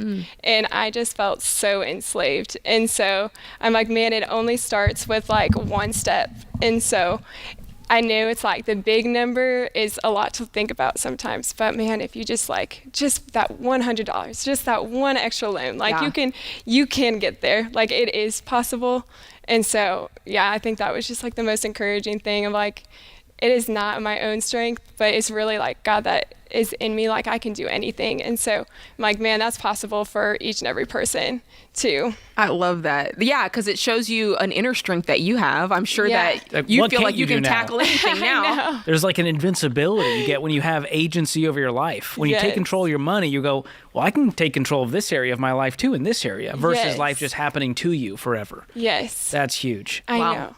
And you have some cheerleaders here. Who are these nice people? Yes. So this is my friend. We met in college. And so I started sharing my faith with her, and her family are the ones that adopted me and helped me with the Dave Ramsey. And yeah. That's a friend for life there. Yes, it is. It really is. That is beautiful. Well, we are so proud of you. You're an inspiration. I feel like your joy and freedom is contagious. Oh, well, not only to the people watching right now in the lobby, but to everyone listening and watching online. Man, I So thank you for sharing your story. Yes. That's huge. Well, we've got some parting gifts for you. Okay. We've got 2 EveryDollar premium subscriptions because budgeting is the key. Yes. Making a plan for every single dollar. And so we want to gift that to you.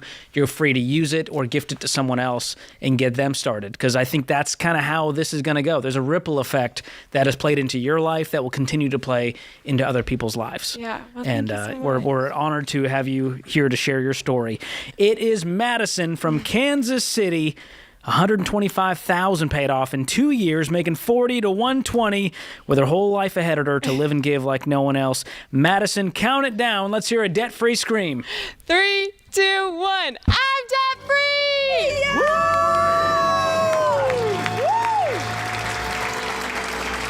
Love it. That was cool. And she did a little Snoopy dance. A little dance to go with it. That's what I'm feel talking like about. we all should have celebratory. I should not be seen dancing in public, but I think it's fine for people that have the rhythm. To have if you got the Snoopy dance, don't hold it in. Don't hide it under a bushel.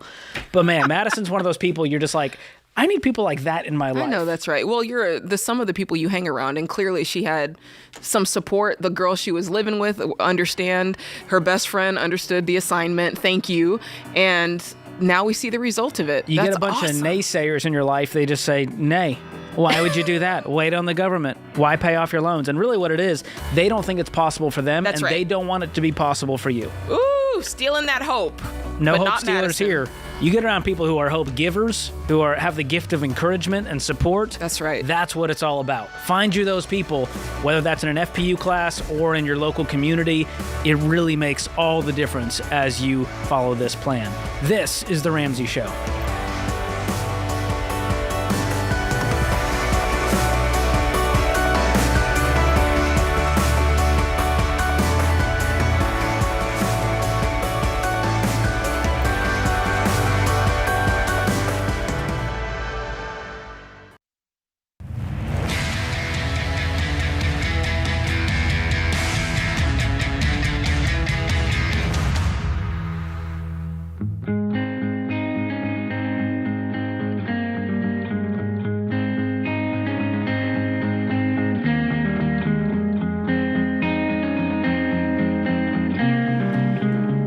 Welcome back to The Ramsey Show. Our scripture of the day is Psalm 104, verse 24. O Lord, what a variety of things you have made. In wisdom, you have made them all. The earth is full of your creatures. Albert Einstein once said, 2 things are infinite, the universe and human stupidity, and I am not yet completely sure about the universe. Now that one I'll take. That's a little bit of a... That's a good burn. diss. Well, when Yeah. you're really smart, you can say things like that, But I think Albert was onto something. That was shady, Albert. Because I think, depending on where you are and where you're looking, you will see an increase in human stupidity sometimes. Facts, yes. Oh, boy. All right, let's get to the phones. Allison joins us in Hartford, Connecticut. Welcome to the show, Allison. Hi, thank you guys Sure. for having me. Yeah, how can Jade and I help? So I'm over $500,000 in debt right now, and I have a rental property. And I guess my biggest question right now is whether I should be selling this rental property to start paying off my debt. I just have a really great interest rate, and it's income producing, so I don't. Trying to weigh the benefits.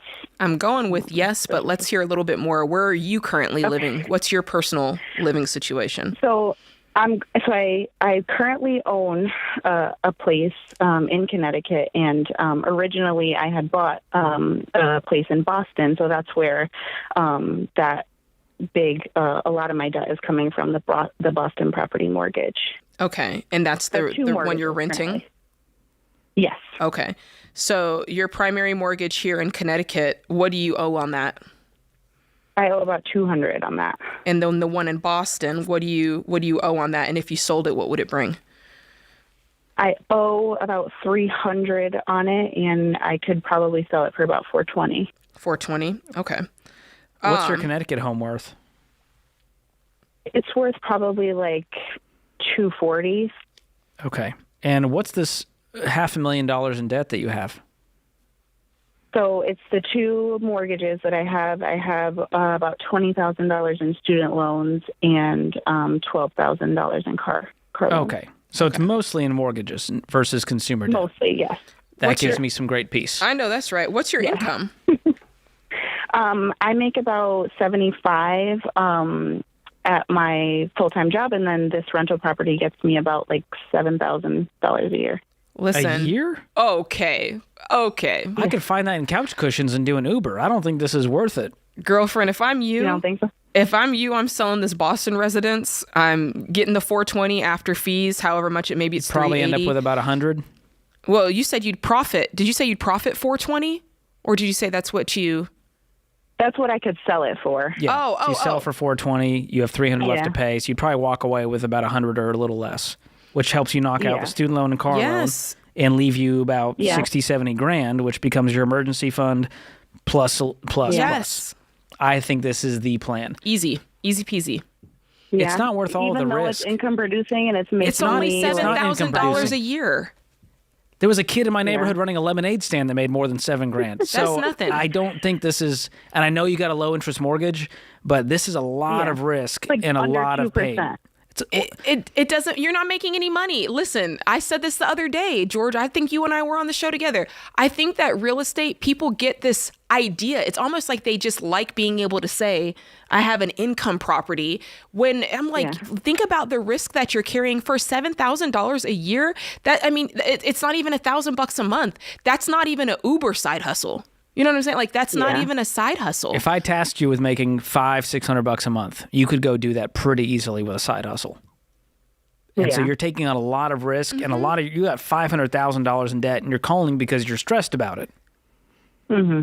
And so we're giving you a way out with really no harm to your life. And you can always go get a rental later, but I think it should be after you have your primary home paid off, and we save up and pay cash, and we get your income up. Because making 75 and paying mortgages on $500,000, that would scare me to death. Yeah. Because one thing goes wrong with this tenant, and you're long distance, number one. And so you got a property management team, I'm guessing you're paying right now to deal with that? No, I'm actually doing it on my own. Oh, dear. So you're traveling, you're going over there. This is not worth the hassle. Okay. I think we put the real estate guru dream down for now, and let's focus on getting our income up and getting our primary mortgage paid off and getting the consumer debt paid off. Because I'm guessing you've gone through your whole adult life with all of this debt. Yeah. I mean, I'm only 24, but I got a long way to go for Even sure. more reason to get this cleaned up Fresh now slate. because you have so much time to build wealth the right way. And this was just a quick little drop in the bucket that it was a detour in the wrong direction, but you've got your whole life to go on the right path and honestly become a multimillionaire, whether that becomes you buying real estate in cash or it's just you investing in your 401k the boring way.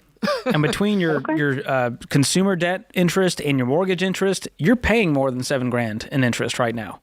And so I want to see all of that go away so you can start earning the interest and doing this with way more cash flow. And so the good news is you're in a great spot. I mean, you're going to be totally debt-free with a whole bunch of money in the bank and ready to, you can even attack your own mortgage with some of that money left over. Yeah. That's a good plan. And you'll be there in no time. And you're only 24, like you said. And so who knows, maybe by 30, you've got enough to pay cash for rental property, or 35. That's okay. But I like this plan a whole lot. Way less stress, way more peace. George, I feel like real estate is like it's the person that you date. They're good looking and on paper it seems right, but then you get in the relationship, it's just not hitting right. They're not, it's not going in the direction of marriage, but you stick with them because it's the idea was there, and it's he comes from a good family. Yeah, like, that's not enough to sustain. They're good marriage material. He's got a stable job. Yeah. But you know good and well that's not the right person for you. I feel like real estate, people get into it because it looks good on paper and everyone is saying like this is the thing for you. And meanwhile, people are losing money, barely making any money, and they're carrying all of this risk and they're tied to it for years and years. For what? Yeah, that's a lot of mental and emotional weight. All right, let's try to take one last quick call from Jennifer in Los Angeles. Jennifer, what's your question today? Hi, I'm wondering if I should use money in a 403B for my previous employer to pay off credit card debt. How old are you? 40. Ooh. How much credit card debt is it? It's about $19,600, and then I have student loan also. How much is a student loan? $43,000. What's your income? A month about $45.70. take home. Okay. Is it just you, or you have family, kids? I have 2 kids, single mother. Okay. So you're bringing home about $55K, and you have about $63,000 in consumer debt. Yes. So I would not use your 403B. I wouldn't touch it because you're essentially, it would be like taking out a loan at 30-something% interest because of the penalties and fees you'll pay because you're not of retirement age yet. And so they like to ding you for that. And I know it sounds like a smart shortcut because you can get rid of your debt faster, but I would look at literally any other way to pay off this debt. Savings, side hustles, selling stuff that you have, but do not touch the 403B. Okay. That was a simple answer. Are the credit cards out of your life? You cut them up?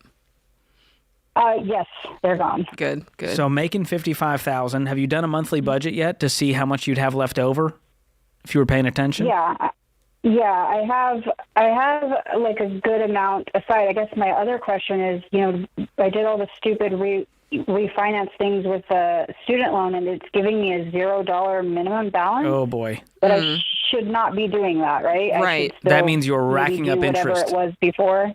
Okay. Yeah, because the interest is still accruing. You want to pay as much as possible, not as little as possible. That's how you know you're making progress. Thank you. That was my second question. Was like, I don't think I should be doing 0 because I was wondering if I should put that minimum balance toward my snowball, but I should just keep the snowball at what it Keep the snowball moving. Separate all the debts, smallest to largest balance, ignore the interest rates, and you might need a side job in order to get the income up because $43K making $55K, that's take home, which is great, but you need to be throwing, I want this debt gone in 2 years or less, which means about $20K a year going towards this. And so you can start to reverse engineer that as to how much margin you need every month to attack that goal, and that will help you stay on the path. Say, I'm going to put $2,000 a month on top of this debt, and if that means a side job, I'm going to do it. And those kids will be watching mom be a hero the whole time. That puts this hour of The Ramsey Show in the books. She's Jade Warshaw. I'm George Kamel. Thank you to all the folks in the booth keeping the show afloat. And you, America. We'll be back before you know it.